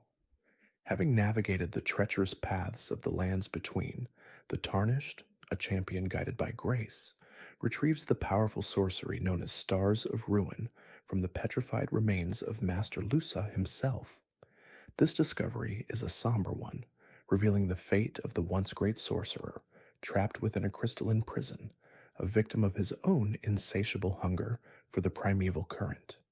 His demise serves as a chilling testament to the dangers inherent in wielding such unfathomable power, a warning that echoes throughout the shattered landscape. The Tarnished's journey also intertwines with the tragic fate of sorceress Selen, a brilliant, if reckless, scholar of glintstone sorcery. Her relentless pursuit of cosmic knowledge, her desire to unlock the very secrets of the stars, ultimately leads to her transformation into a graven mass. This grotesque amalgamation of bodies and minds, a living monument to unchecked ambition, becomes a stark and horrifying illustration of the consequences of pushing the boundaries of cosmic understanding too far. Selen's quest, initially driven by a genuine thirst for knowledge, devolves into a desperate grasp for power, showcasing the corrupting influence of the primeval current when unbridled by caution or ethical consideration. Her final form is a grotesque, pulsating testament to the dangers of losing oneself in the vast, indifferent void of cosmic magic, a warning to all who would seek to bend the stars to their will. As the Tarnished delves deeper into the mysteries of the lands between, they uncover the profound and ancient ties between the eternal cities and the celestial bodies above. These subterranean metropolises, shrouded in perpetual night, reveal a culture deeply entwined with the cosmos, particularly the Nox, a race of shadow worshippers. Their reverence for the dark moon, a celestial body distinct from the Golden Order's sun, hints at a long standing tradition of cosmic worship that predates the current reign of the Erd Tree. This connection establishes a crucial link between the terrestrial and the cosmic, demonstrating that the influence of the stars has shaped civilizations long before the rise of the Golden Order. The Nox, with their intricate silver architecture and their enigmatic rituals, stand as a testament to a different path, a path illuminated by the cold, distant light of the cosmos. Within the echoing halls of Nokron, the Eternal City, the Tarnished unearths a relic of immense significance, the Finger Slayer blade. This unique weapon, crafted from a crystallized tear, possesses the power to slay the very two fingers, the envoys of the greater will. Its discovery is a pivotal moment, unequivocally linking the ancient Nox to a plot against the established cosmic order. This blade is not merely a weapon, it is a symbol of defiance, a testament to the Nox's long-held desire to overthrow the greater will and its dominion over the lands between. The existence of such a weapon, hidden for millennia, speaks volumes about the deep-seated opposition to the Golden Order and the enduring influence of cosmic forces that seek to reshape the very fabric of existence. The Fingerslayer blade, a weapon of cosmic significance, therefore becomes a key to understanding the larger conflict at play, a conflict that extends far beyond the immediate struggles of the Tarnished. The journey through the Eternal Cities also brings the Tarnished face to face with Astel, natural born of the Void. This horrifying cosmic entity, a creature of pure starlight and malevolence, is a chilling reminder of the destructive power inherent in the cosmos.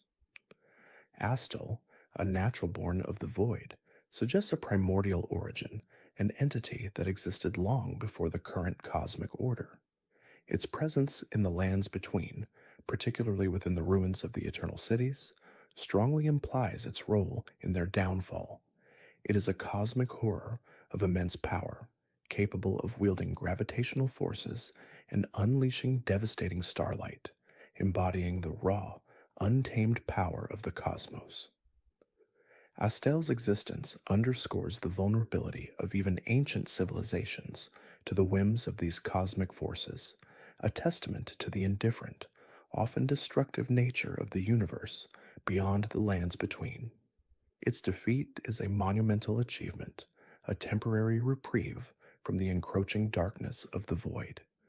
It is against this backdrop of cosmic revelation and ancient conflicts that Rani the Witch, a central figure in the cosmic sorcerer's narrative, reveals the full scope of her audacious plan.